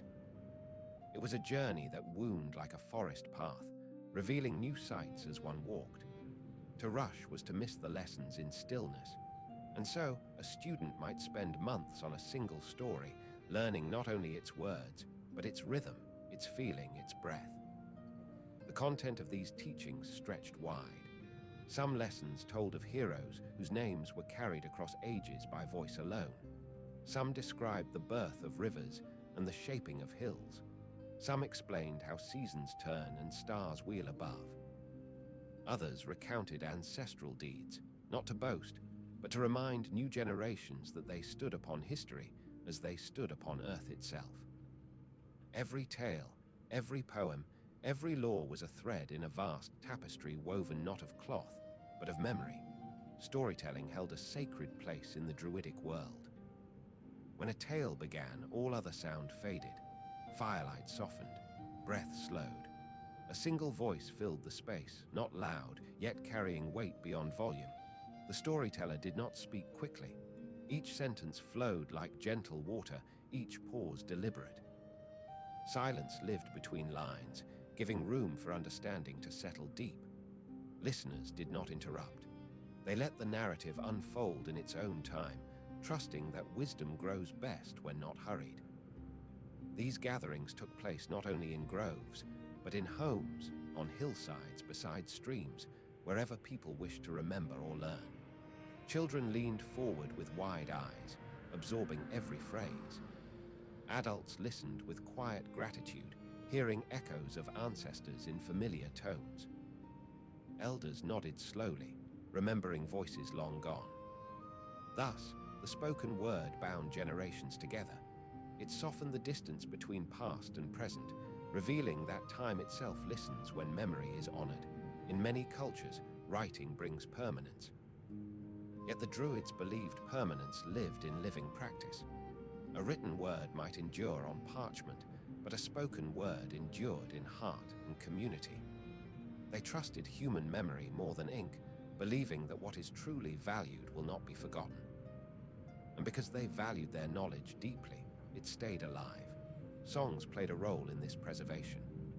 Ancient melodies formed bridges through time. Some were used in ceremony, others in work or rest. A mother sang to a child the same tune her mother once sang, and so the chain continued. These songs did not speak only of gods or heroes. Many praised rivers or seasons, or described the quiet dignity of the earth. Melody helped hold memory, and memory helped hold identity. Poetry, too, shaped Druidic teaching. Verse locked knowledge into rhythm, making it easier to remember.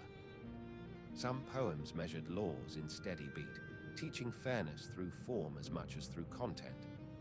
Others shared spiritual understanding, inviting reflection through gentle imagery. The voice of a poet druid did not command attention. It welcomed it, drawing listeners into quiet thought. This oral tradition also protected knowledge from misuse. Words held in living minds could be shared only with those who showed respect and readiness. Secrets of healing herbs, of sacred places, of deep teachings were given gradually, so that the student understood responsibility before receiving power. Written words can be taken, copied, misunderstood. Spoken teaching remained rooted in trust, given person to person with care.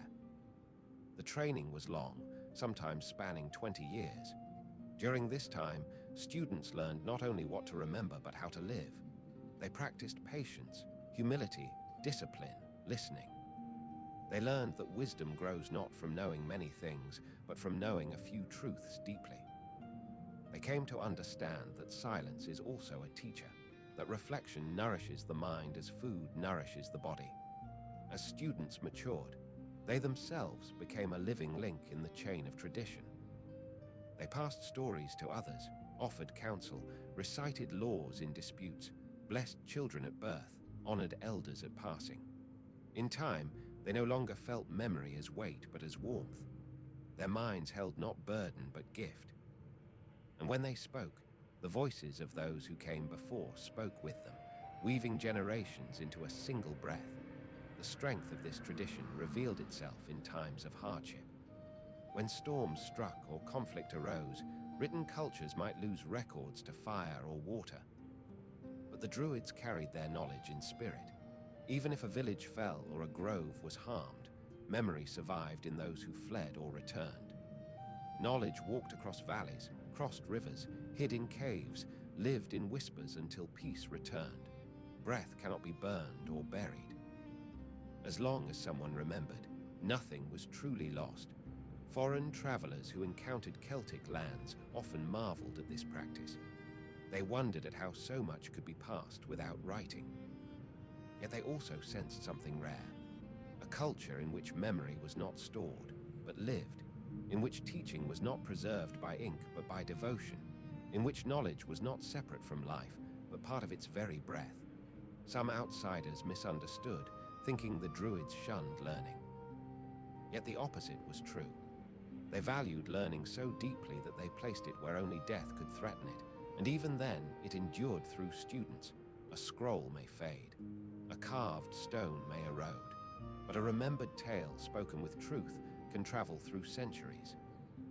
As time moved forward, young Druids rose into roles once held by elders. They carried ancient verses and they shaped new ones. Tradition did not trap them, it guided them. They added to memory not by altering the past, but by living fully in their own moment. Each generation of Druids knew they were stewards, not owners of knowledge. They held it, tended it, and offered it gently forward to those who would come after. There were moments when the act of remembering felt sacred enough to stand as ritual itself. A group of Druids might gather in silence, then one voice would begin a chant known for centuries. Another would join, then another, until voices layered softly, weaving sound like leaves moving in wind. No written record captured the moment, yet it lived more fully than any page could hold. Children raised in such a world learned naturally to listen, to respect story, to honor memory. They did not ask why tales mattered. They felt it. They saw how elders carried strength in recollection, how leaders listened before acting, how wisdom moved quietly, never needing to shout.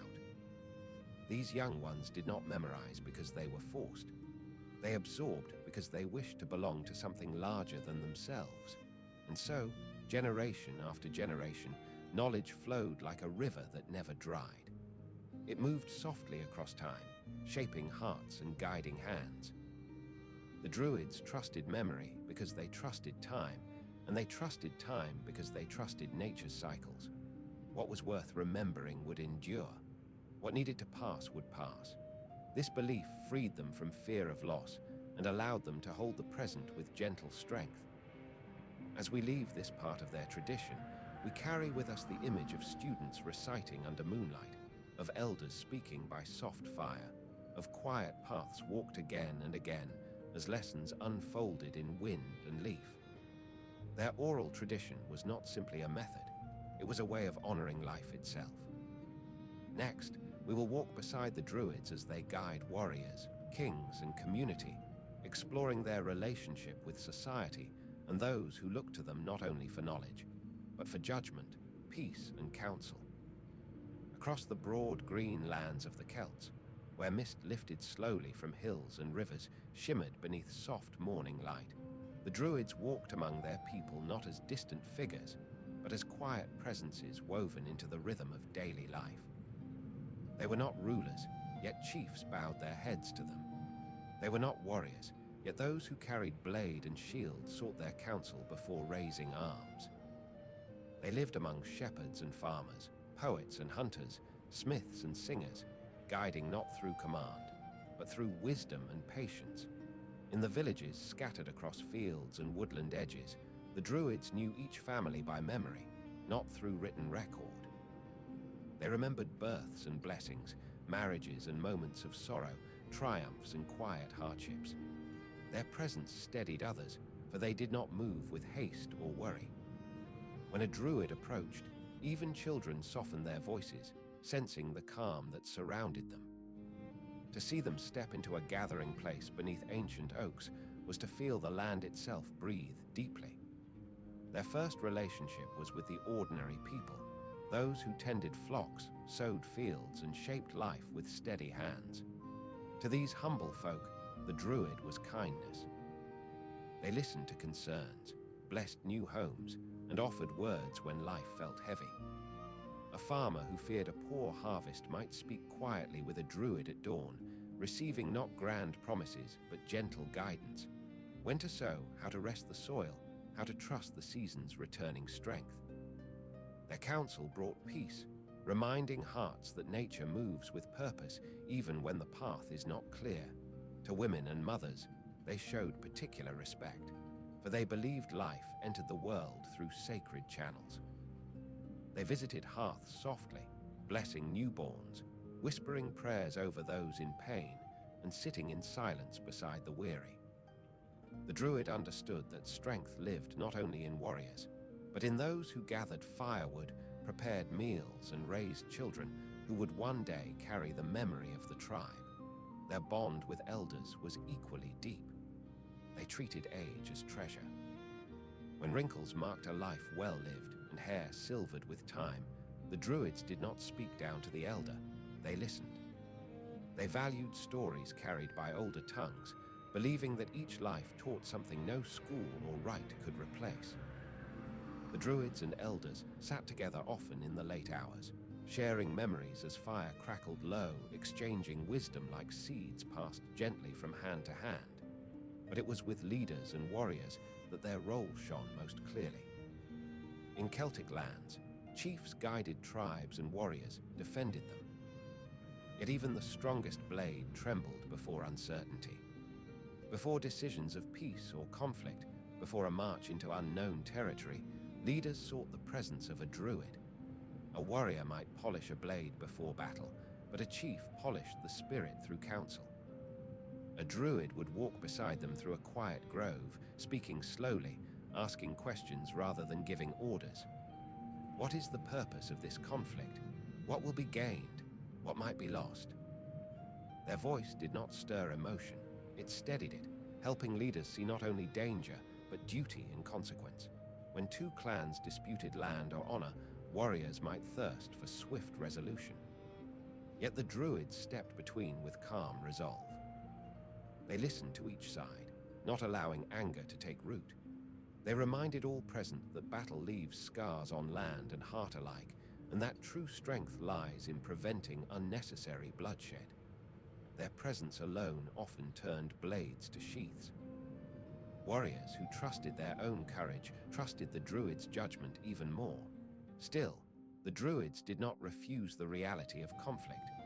They knew the world held storm as well as sunlight. When war could not be avoided, they walked among the warriors before dawn, touching a shoulder here, speaking quiet blessing there. They urged each heart to carry clarity, not rage. They reminded the young that courage is not recklessness, that honor rests not in striking the first blow, but in standing firm for what must be protected. Some warriors prayed not to win, but to return with spirit intact, for the Druid taught that a wounded heart can weigh heavier than a wounded body. The warriors themselves placed deep faith in the Druids. Strength of arm mattered in battle, but strength of purpose mattered more. They knew that a Druid's presence before combat steadied minds and sharpened judgment.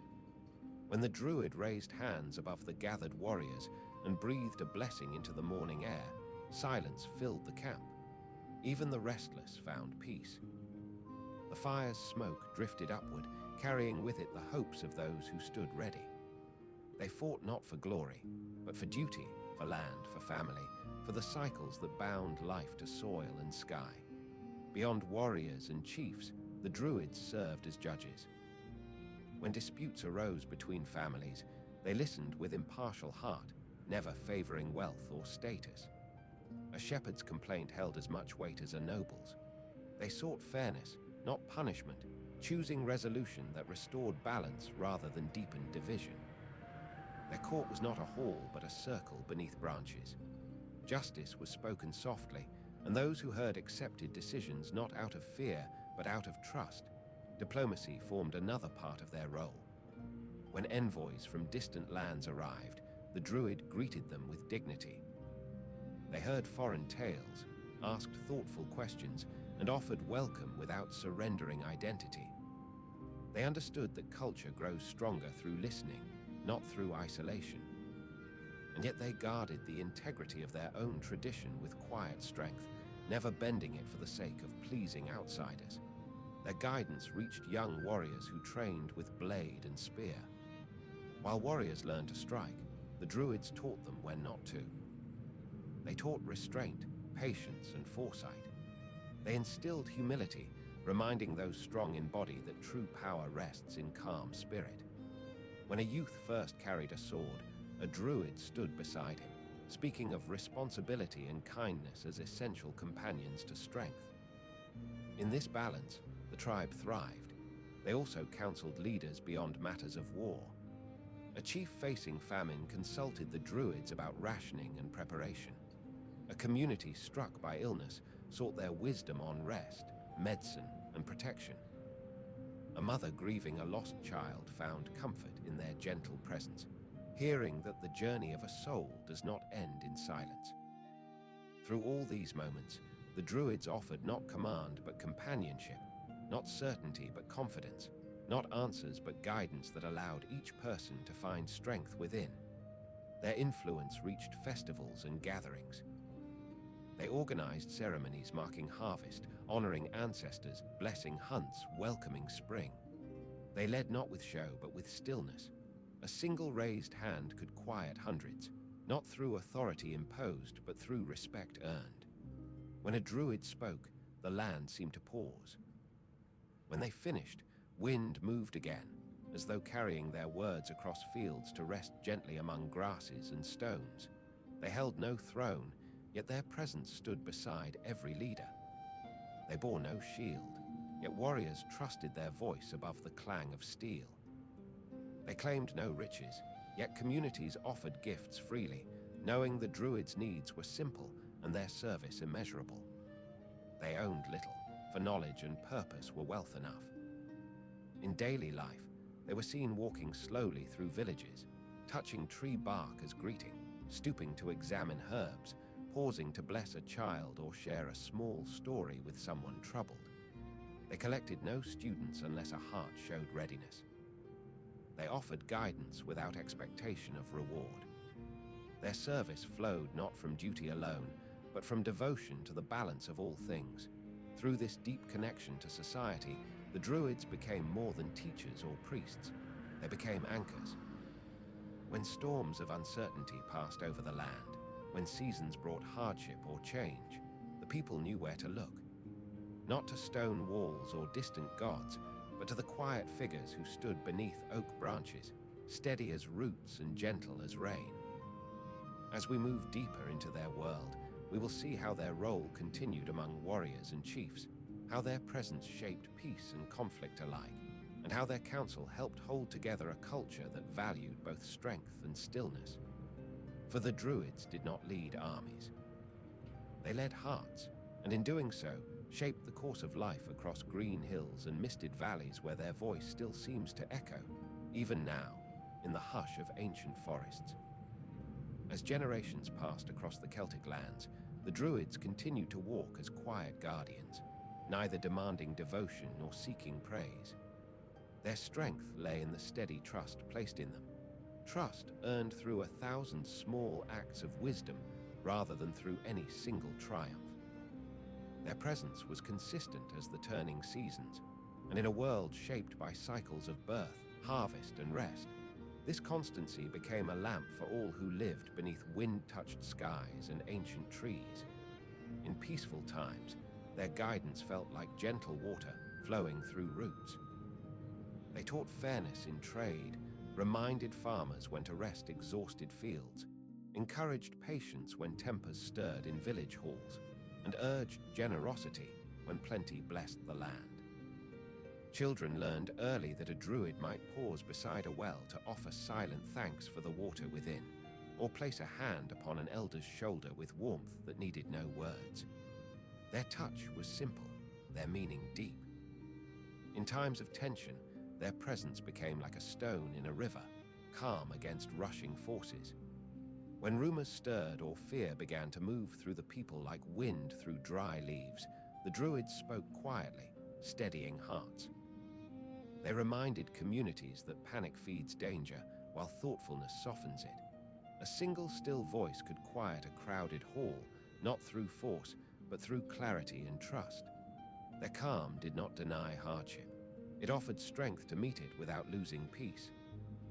When disputes rose between families or neighboring clans, the Druids stepped forward not as judges of pride, but as healers of community. They listened to wounded feelings as carefully as they listened to facts. They allowed each voice to speak without interruption, for they believed that anger often softens when given room to breathe. Only after hearing all sides did they speak, and their words were chosen with patience. They did not seek to punish, but to guide all toward truth and fairness. The goal was not victory for one side, but harmony for all. Warriors, with their fierce training and deep loyalty, often faced the greatest in a struggle. They lived in readiness, bodies trained for battle, spirits tempered for defense. Yet the Druids reminded them that strength lies not only in arms, but in restraint. A warrior could defeat a foe and still lose something precious if anger poisoned the heart. And so the Druids taught them to hold honor close, to know why they lifted their weapons, and to remember that true bravery lies not only in battle, but also in the moments when one chooses peace. Before battle, a Druid often moved through the camp with hands clasped, offering a low blessing to each warrior. They did not promise victory. They did not stir rage or speak of glory. Instead, they encouraged clarity, reminding each fighter of the duty that brought them there. To defend hearth and kin was sacred. To seek blood for pride alone was a wound to the spirit. The Druids taught that battle is a storm, and one must enter a storm with calm heart if one hopes to return whole. During conflict, they did not shout commands or carry shields. Yet they traveled with the warriors, remaining near but never interfering. Their presence offered a reminder that violence is not the nature of life, only a moment within it. They walked the edges of battlefields, tending the wounded, whispering prayers for the fallen, offering water to parched lips and comfort to trembling hands. Their cloak did not protect them from danger, yet they walked without fear, for they did not cling to life with desperation, trusting in the cycles they honored. In those quiet moments after battle, when smoke thinned and dust settled, the Druids moved among survivors. They cleaned wounds, urged gentle breathing, and sat beside warriors who struggled to lay down their fury. They spoke not of triumph or defeat, but of endurance. They reminded hearts heavy with grief that sorrow is not shame, and tears are not weakness. To feel is not to falter. It is to remain human. They offered ritual to cleanse the spirit, honoring those who lived and those who did not return. Their role extended beyond the field. In times of peace, They counseled chieftains on alliances, fostered friendship between neighboring tribes, and guided councils when new laws were needed. They understood that power is fragile, and unity demands tending just as fields demand tilling. They approached leadership not as a throne to bow before, but as a duty to nurture.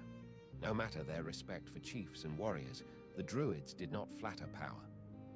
When leaders strayed, when decisions leaned toward cruelty or pride, the Druids stood firm. Their authority came from truth, not position. A chief might hold spear and command, but a Druid held memory and moral weight. If necessary, they spoke words difficult to hear, for silence in the face of wrongdoing would betray the harmony they guarded. The people admired this courage. They saw that Druids did not exist to please the powerful, but to protect the land, the spirit, and the balance between them. Even a warrior feared disappointing a Druid more than he feared enemy blade, for a blade strikes once, but shame lingers quietly for years. And so, society rested upon a foundation where strength and wisdom walked side by side, neither ruling alone. The Druids also guided community celebrations, reminding the people that life must be honored with joy as well as seriousness. When festivals filled open fields with song and dance, when fires burned high and laughter echoed across hills, the Druids watched with soft smiles. They blessed bread and grain, spoke gratitude for warm nights, encouraged songs that honored ancestors and land alike. Though their voices carried calm, they did not deny cheer. They understood that happiness, too, nourishes the spirit. Children saw in them a presence to admire. When afraid of storms or night sounds, they were comforted by a Druid's gentle assurance that nature holds no malice, only movement and sound shaped by wind, water, and wild creatures. When they asked questions of life and death, they were given answers soft as moss, honest without fear. A child raised near Druids learned early that the world is alive, that every leaf has purpose, every stone carries memory, every person bears dignity. Elders leaned on Druids not for protection, but for companionship.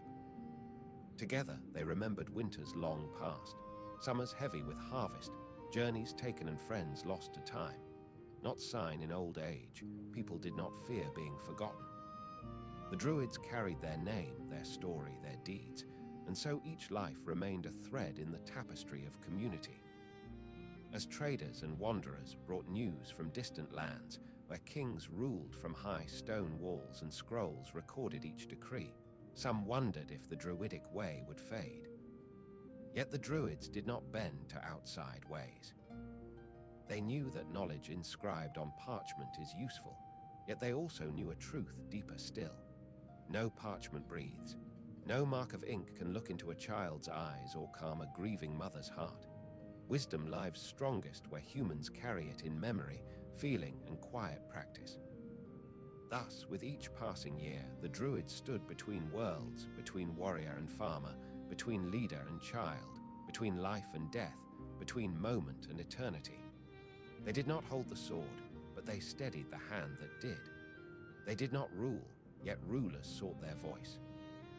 They did not command loyalty, yet it surrounded them like quiet wind through branches. Through this balance, Celtic society remained strong. Even when storms rose, even when hunger pressed or threat approached, the presence of a Druid brought steadiness. For the people believed that as long as the Druids remembered the old ways, as long as they tended the sacred groves and kept stories alive in whispered evenings, the harmony of the world would endure, like a song carried gently across time. In the next chapter, we will see how this harmony was challenged by forces beyond the Celtic lands, how the peaceful strength of the Druids faced the march of foreign power, and how they held to their purpose, even as shadow fell across their sacred groves. For many centuries, the Druids lived in quiet rhythm with the land, their voices moving through sacred groves like wind through branches. They guided hearts, tended memory, and walked among their people like steady rivers through familiar valleys. But time does not hold one shape forever. Across distant horizons, another world stirred, one built not on oak shadows and whispered law, but on stone, discipline, and empire. Rome, vast and tireless, stretched outward like a tide seeking every shore. And as its banners rose across Europe, the Celtic world felt a shift in the wind. At first, Rome was only a story carried by travelers and traders. Rumors told of soldiers in shining armor, marching in perfect lines, guided by laws written on tablets and orders spoken through ranks like iron threads. Some spoke with awe, others with caution. The Celts, who prized freedom and honored the voice of each clan, found the idea of strict rule unfamiliar. Yet life continued as it always had, sun rising over misted fields, druids teaching beneath ancient trees, children laughing near rivers that flowed unchanged. The world felt distant still. But the tide moved closer.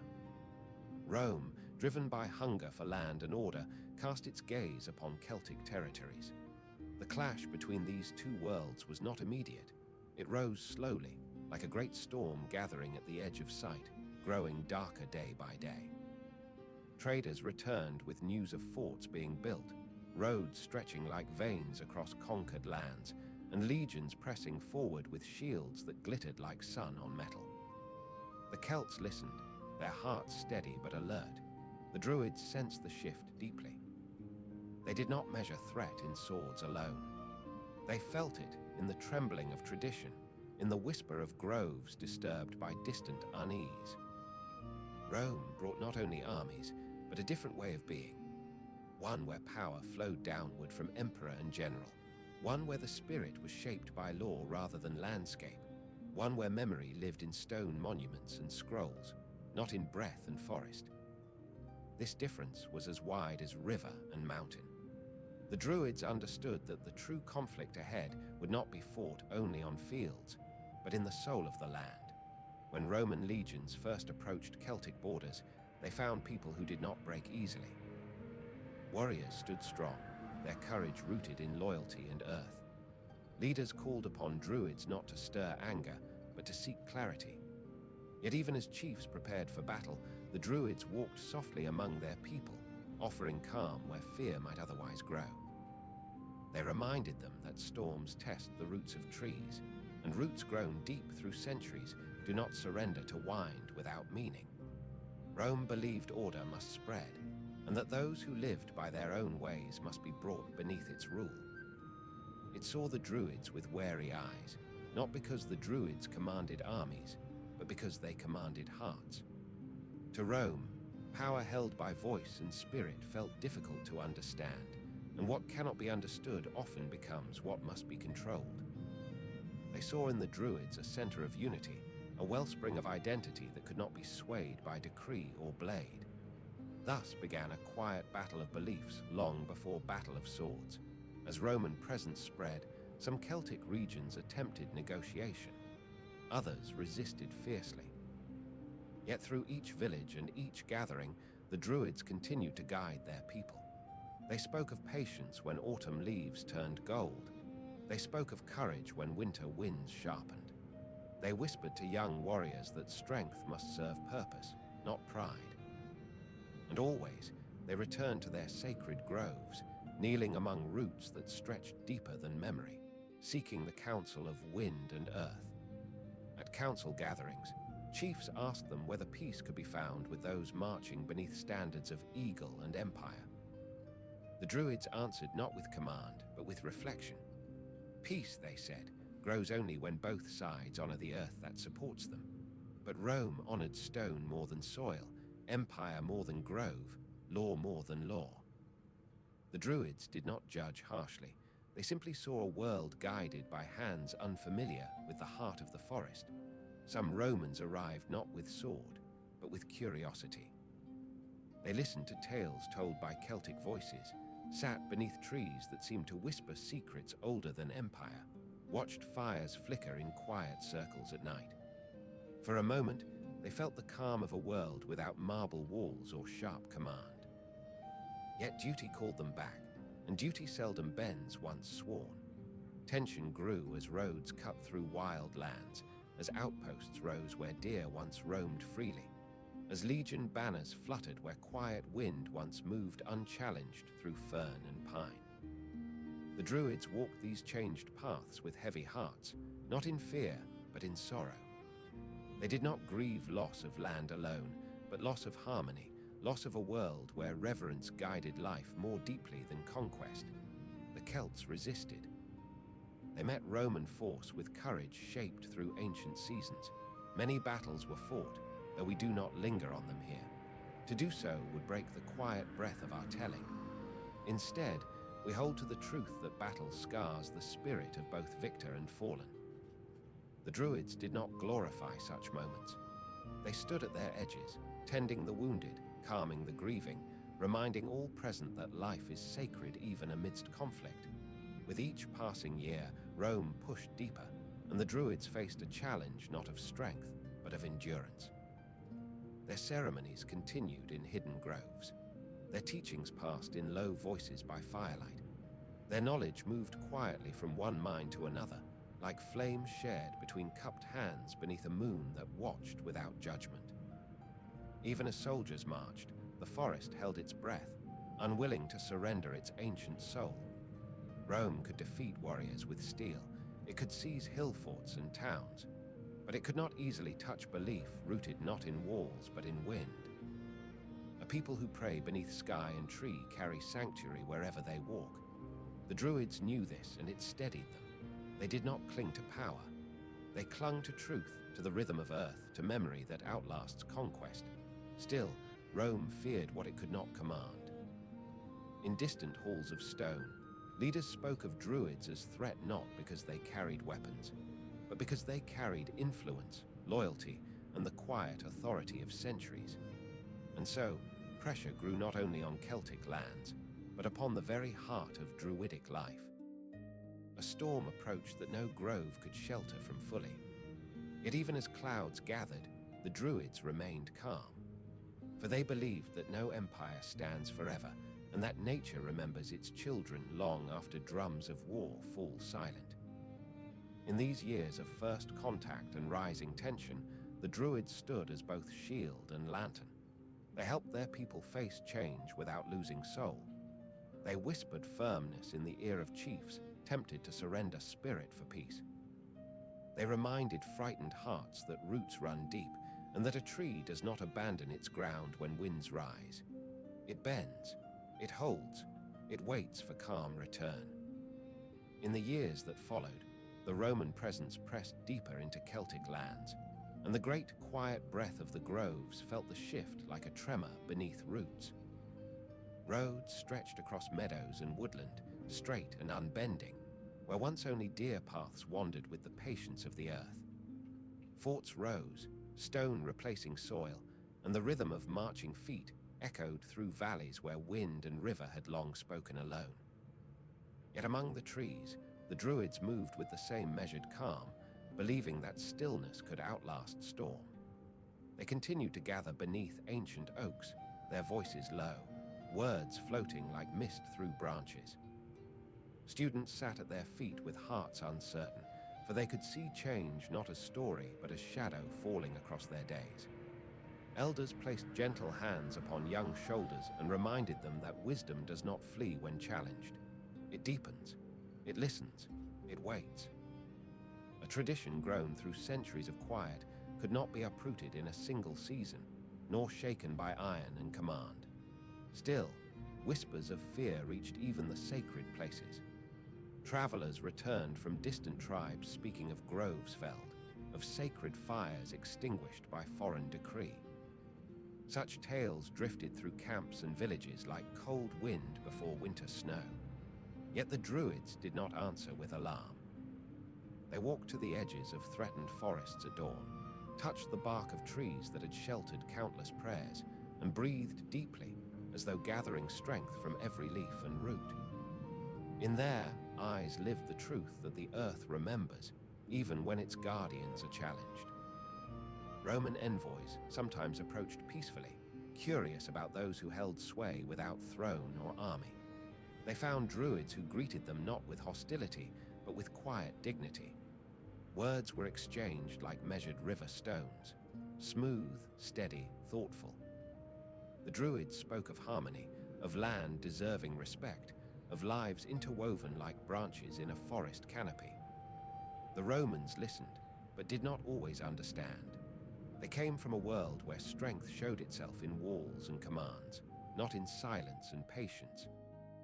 Yet some among them returned home changed, uncertain of which world held greater power, one ruled by marble and discipline, or one guided by wind and memory. As Roman rule tightened, edicts rose against the Druids. Their gatherings were forbidden. Their teachings quietly condemned by those who wished hearts to follow empire rather than earth. Sacred groves were marked, and soldiers marched toward forests that had never known such sound.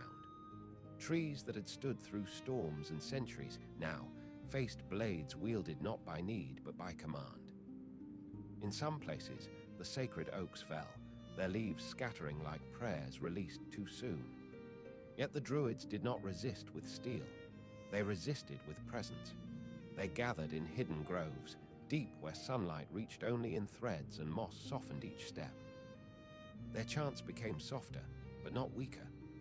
Their ceremonies leaned into darkness rather than shying from it, for night, too, is sacred when one walks with patience. Fires burned low, their glow guarded by cupped hands and watchful eyes. Knowledge passed in whispers, steady as river water beneath ice. Even where groves fell, seeds remained buried in soil, sleeping quietly with the promise of seasons yet to come. A fallen tree returns to earth and feeds new life. So too did fallen sanctuaries feed the roots of spirit in those who remembered. The young learned not only stories of gods and heroes now, but stories of endurance, of standing firm without shouting, of bending so as not to break. Their hearts grew strong in unseen ways, like branches in winter preparing for spring. There were moments when Roman officials demanded loyalty. They expected bowing heads, words of submission, silence where memory once spoke. Some leaders wavered, fearing the might of empire. Yet often they turned to the Druids before deciding.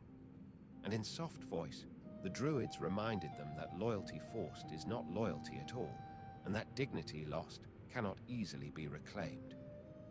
A leader who forgot the land beneath his feet would find his people drifting like leaves in wind without tree to anchor them.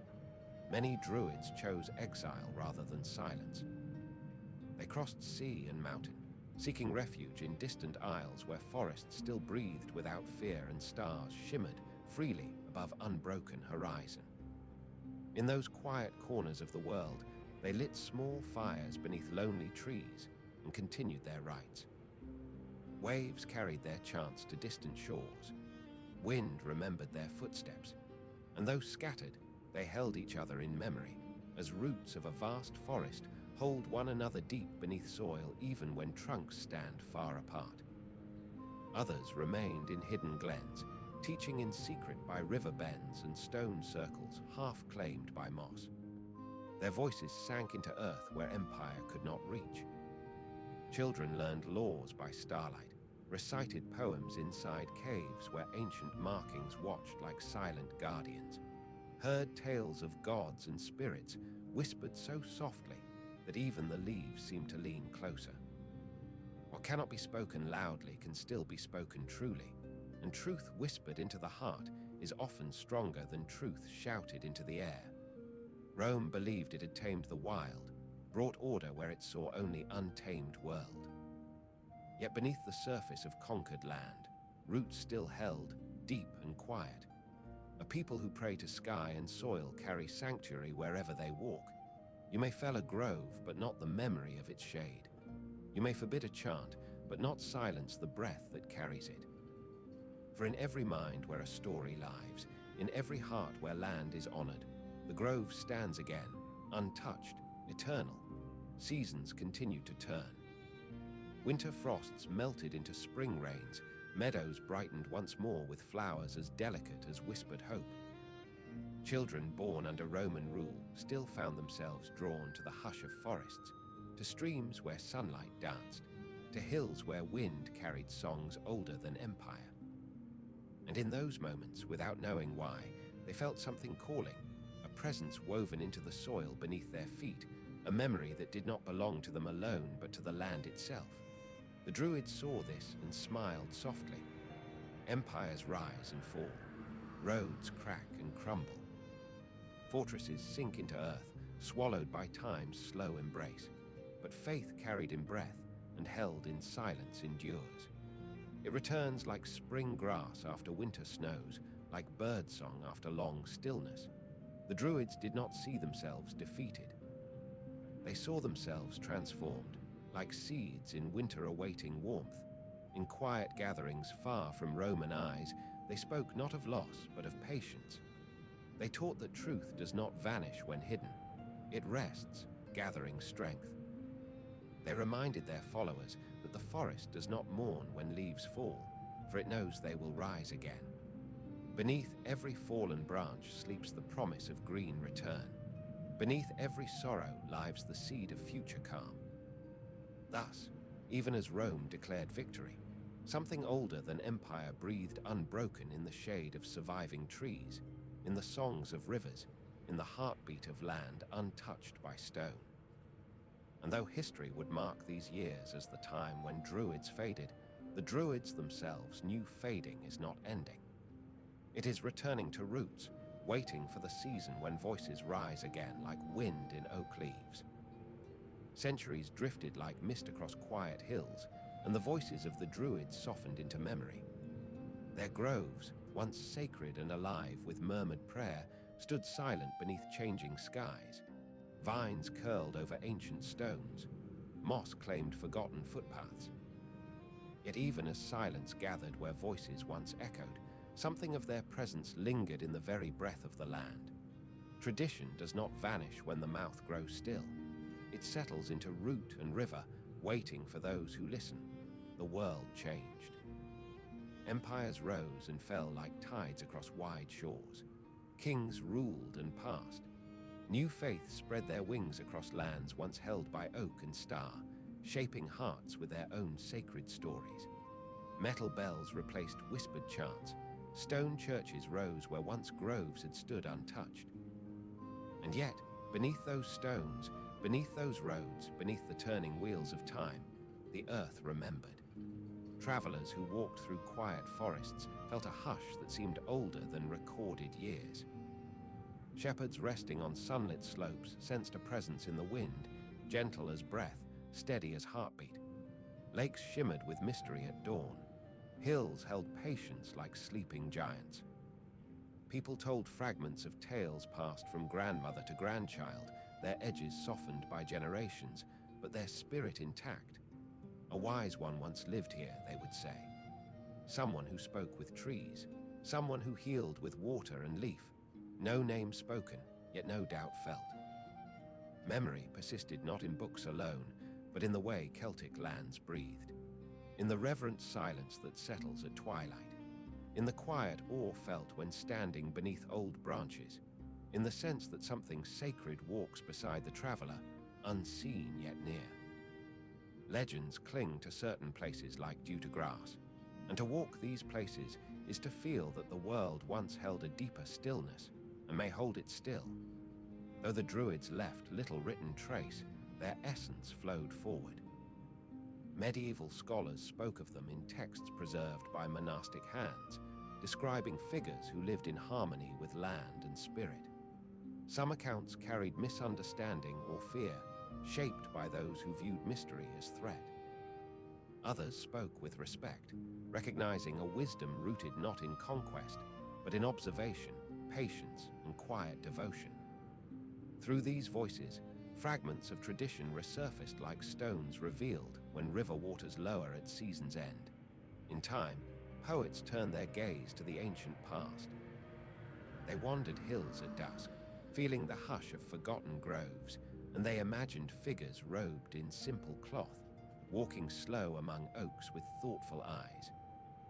They wrote of circles of stone touched by moonlight, of songs carried by wind through heather and grass, of a people whose strength lay not in swords but in spirit. Their verses did not revive the Druids, but they rekindled wonder, offering future generations a whisper of old reverence. Later still, scholars sought to piece together truth from shards of history scattered across centuries. They studied ancient writings from Roman hands, weighed them against folklore, against archaeological clues buried in earth, against the enduring rhythm of Celtic culture. They did not find a single clear portrait, for the Druids were never creatures of record. They were creatures of breath, of leaf and sky, of memory held in story and silence. Yet through careful listening, a picture emerged, not of rituals written on tablets, but of values carried through time. These scholars found that the Druids shaped more than ceremonies. They shaped thought. They shaped the way a people viewed the world, not a stone to carve, but as living tapestry. They shaped meaning in season and shadow, in river and star. And though much was lost to silence and suppression, the essence remained like embers beneath ash, waiting for gentle breath to stir warmth again. As centuries rolled forward, interest in their ways would rise and fade like wind through valley grass. In quiet times, little was said. But in moments of cultural awakening, when people once more sought meaning beyond noise and metal, when they longed to return to earth and sky, the Druid's shadow returned. Not as ghost, but as memory calling softly. Look to the land, listen to the trees, trust the stillness between heartbeats. Across Celtic lands, those who walked ancient sites, stone circles weathered by rain, burial mounds worn smooth by ages, groves where oak and ash still stand like guardians, felt more than history. They felt presence. They placed hands upon cool stone and sensed time reaching back like a hand extended from another age. They knelt beside sacred wells, watching water ripple like living truth, and knew that devotion once flowed here as freely as spring rain. Even as scholars continued to debate details, even as historians passed lines of old texts and weighed fragments of clay and bronze, the quiet truth of the Druids lingered beyond proof or record. They lived in the hum of bees in summer meadows, in the hush of winter forests, in the soft way dawn light touches frost-kissed grass. Their legacy was not simply knowledge. It was attention to land, to spirit, to the hidden pulse beneath ordinary days. In villages and towns, tales persisted in soft corners of memory. Old songs hummed by weary lips at twilight spoke of wise ones who once walked before roads and walls.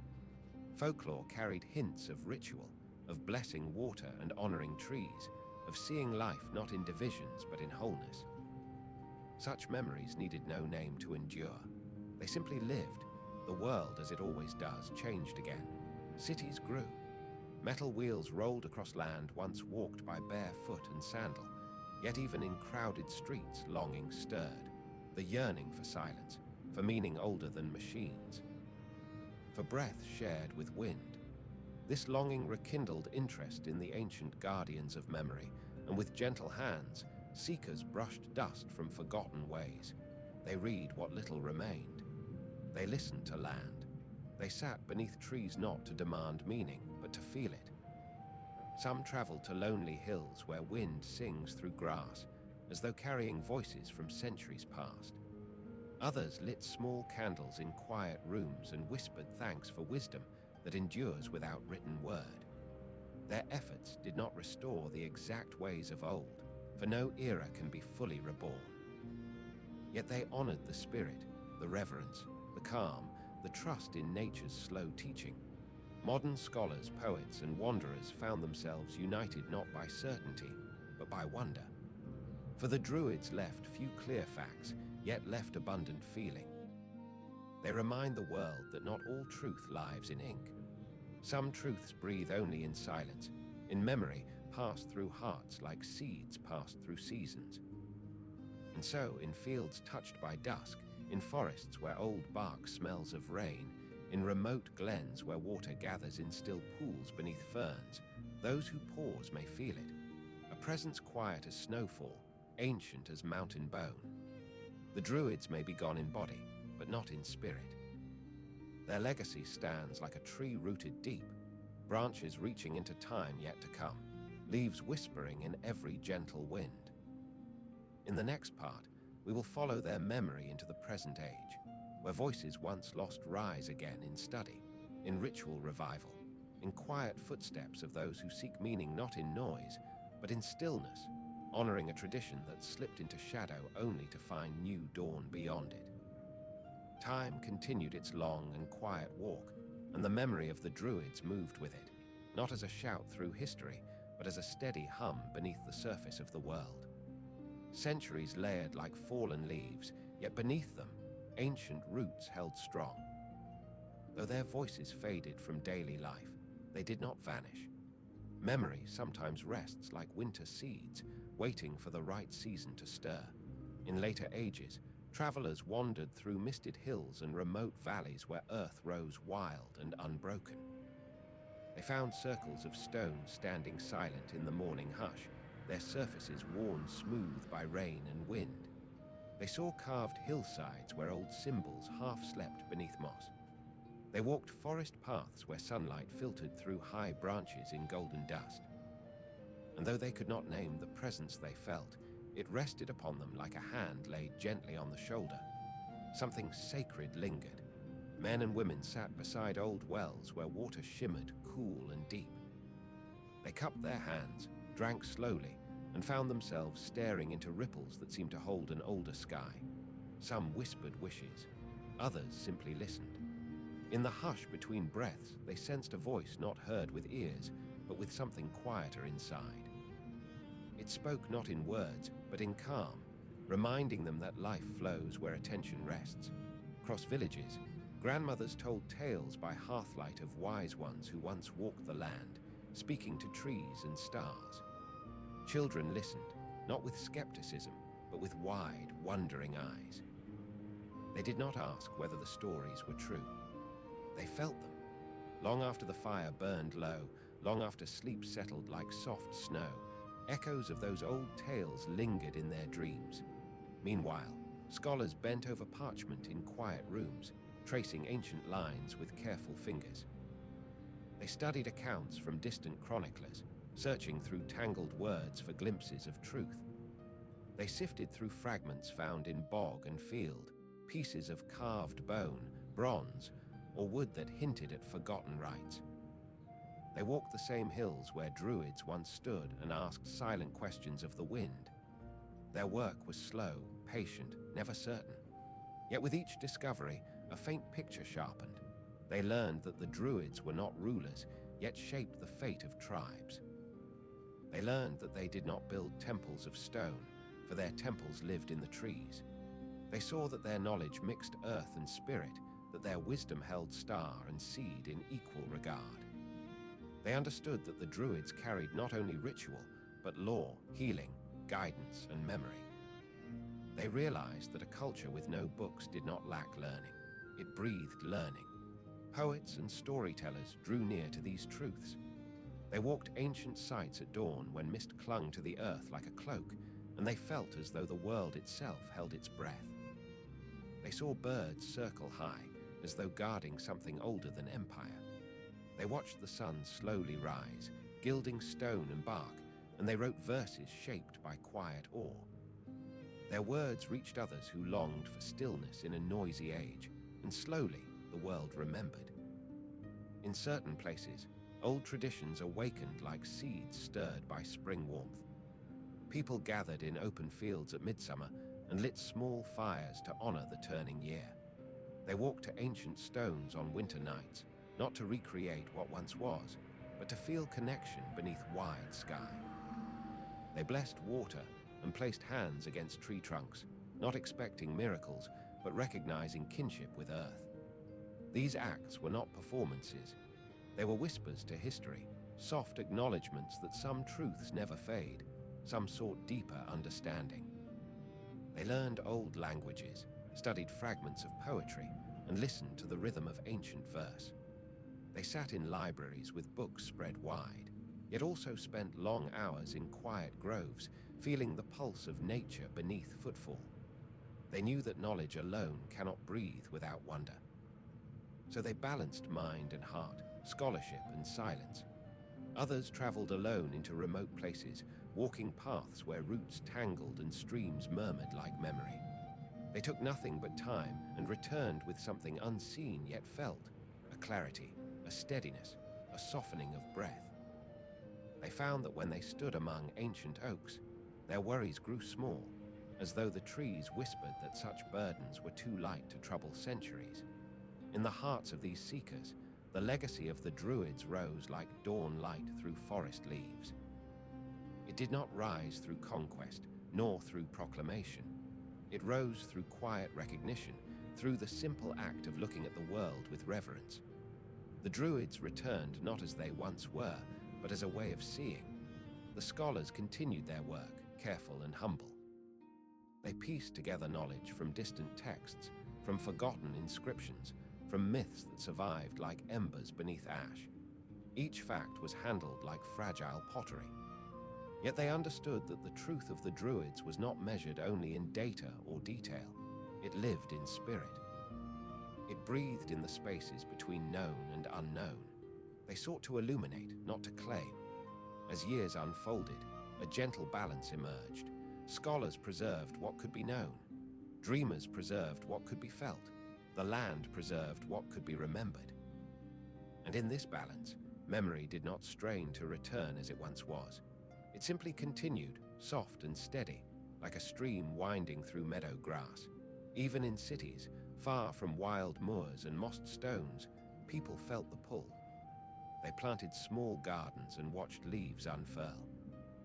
They lit candles and turned off lights to sit in evening quiet. They walked at dawn, listening for birdsong. They learned again to breathe slowly. A simple act, yet it carried the echo of rituals once held in sacred glades. Children today still ask where wisdom begins. And if one listens closely before answering, a voice rises from somewhere deep, older than books, gentler than command. It whispers that wisdom begins with listening, to wind, to water, to one another, to silence. In that truth, the Druids remain alive. And so, though centuries separate the present from those ancient keepers of memory, the thread has not broken. It stretches through time like ivy along old stone, quiet but tenacious. Anyone who pauses beneath a tree and feels the earth hum beneath their feet steps briefly into their world. Anyone who treats life not as possession but as gift walks beside them. Anyone who speaks gently, listens deeply, and honors the breath between words knows their presence. Their legacy is not a monument. It is not carved into rock or sealed in parchment. It lives in patience, in reverence, in the slow turning of seasons, and the quiet hope that grows in the heart when one looks at the world and sees not resource, but kinship.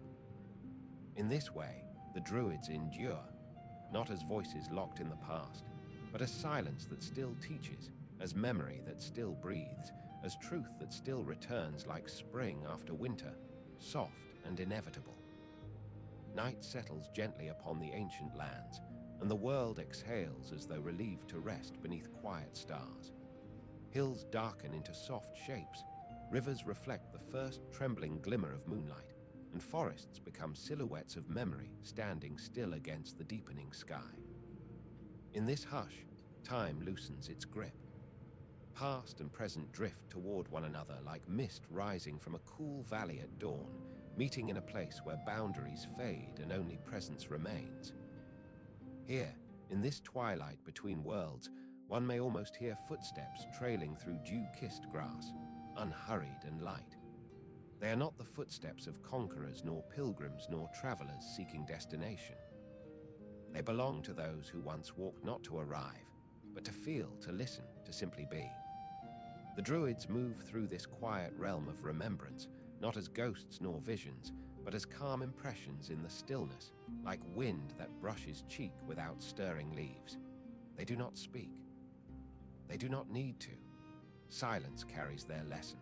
The land remembers them. It remembers the way they paused at the edge of a stream to hear the water speak in ripples and hush. It remembers how they laid palms against rough bark, feeling life pulse in wood older than names. It remembers voices rising softly at winter's darkest hour, offering hope like embers glowing beneath sleep-heavy earth. It remembers children gathering nettles and clover while learning the names of stars. and elders closing their eyes in fields of tall grass, trusting that what moves unseen is as real as wind carried across the sea. Though centuries reshaped the world, though stone replaced grove and road replaced path, the earth carries every memory tenderly, as though each season folds the past into itself like careful hands folding cloth. The Druids do not need temples to endure. Their temple is the hush beneath branches. Their altar is the breath of dawn. Their scripture is the turning year, page after golden page written in light and shadow. And as long as the earth continues its gentle turning, their presence lingers. The world now glimmers with voices and lights, with movement that rarely pauses and hearts often pulled by urgency. Yet beneath each hurried moment lies a still and ancient quiet, waiting like a hidden spring beneath layers of soil, ready to rise for those who kneel to drink. There are those who remember, though they may not know the name of what they remember. They choose to step softly among trees. They choose to watch the slow drift of clouds. They choose to speak gently and listen deeply. Without calling it such, they keep the spirit alive. Every so often, in a wood where moss grows thick as green velvet, or along a riverbank where reeds whisper secrets to the wind, one may feel a sudden sense of belonging. It comes not as revelation, but as warmth, as though the earth itself sighs in welcome. For a moment, one feels cradled in a truth older than history, a truth that does not need proof or proclamation. In that moment, the Druids are near, or rather, the echo of what they cherished is near. The world breathes, and the listener breathes with it. To walk slowly is to remember them. To notice the quiet curve of a fern as it unfurls at spring's first breath is to honor them. To hold stillness without fear, to speak without haste, to trust that wisdom rises from patience, not command, is to share in their way. Their legacy is not held in relic or monument. It is held in the simple act of being present. A bird's call at dawn, the hush of snow falling in deep night, the soft touch of rain on open hands. These are gateways into their world, always open, always waiting. And though countless winters have passed since their last songs rose beneath sacred boughs, the land has never ceased to sing. Listen long enough, and you will hear it. The wind weaving through tall grass carries a melody older than kingdoms. The ocean rolling against rugged coastlines speaks with rhythms that once lulled weary minds into peace. The stars, steady and eternal, write the same slow scripture across night sky that the Druids once studied with wondering gaze. Nothing essential has vanished. It has only grown quiet, resting until called gently awake. In these final moments of our dreaming journey, imagine standing upon a hill as night deepens into still velvet. Below, valleys stretch calm and shadowed. Above, stars scatter like seeds across black earth of sky. A soft breeze brushes your cheek, not cold but alive. Behind you, perhaps unseen, an ancient oak stands, its branches holding centuries like unspoken blessings. Beneath your feet, roots sink deep, and you understand without thought that wisdom does not come in rush or noise. It comes in waiting, in listening, in letting the world speak first. The Druids did not seek eternity in memory. They sought harmony in each breath. Yet eternity found them, carried not by monuments, but by wind, by water, by the enduring language of earth itself. Their stories drift like pollen across generations. Their lessons linger in quiet hearts who look to nature not as resource, but as kin. Their spirit rises in each person who pauses long enough to hear the whisper beneath sound. Be still, be present. Be part of this living world, for you are not separate from it. Let the world soften around you now. Let thought slow like river water at dusk. Let breath settle gentle and deep as though the earth breathes through you. Darkness rests kindly on land and sky, and nothing urgent stirs. All things return in time to stillness, and in stillness, truth reveals itself as simply as morning light on meadow grass. The Druids knew this, and through knowing, they walked with grace. When you rise again to meet daylight, carry a fragment of this quiet. Let steps be unhurried. Let words come soft. Let moments between tasks widen, offering room for peace to grow. You need not enter sacred groves to live their legacy. You become the grove when you honor presence. You become the quiet circle when you breathe with intention. You become part of the long continuity of reverence when you see the world not as noise to push through, but as sanctuary to walk gently within. The night deepens. Stars shimmer steady above. The land rests beneath their pale watch, held in calm and ancient knowing.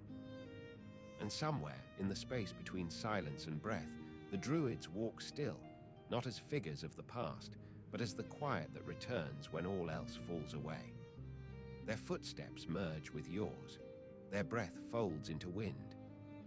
Their memory settles in your heart like a soft stone placed carefully in flowing water. Rest now in this calm. The journey does not end here. It simply settles, like snow upon branches, like petals drifting to earth, like light dimming gently at day's end. Let the stillness hold you. Let the world breathe around you as the Druids once breathed with it. You are part of the same earth.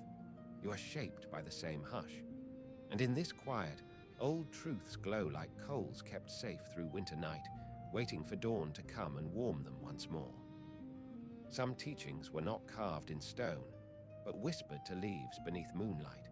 For in the hush of sacred groves, wisdom grew like roots, unseen yet unbroken.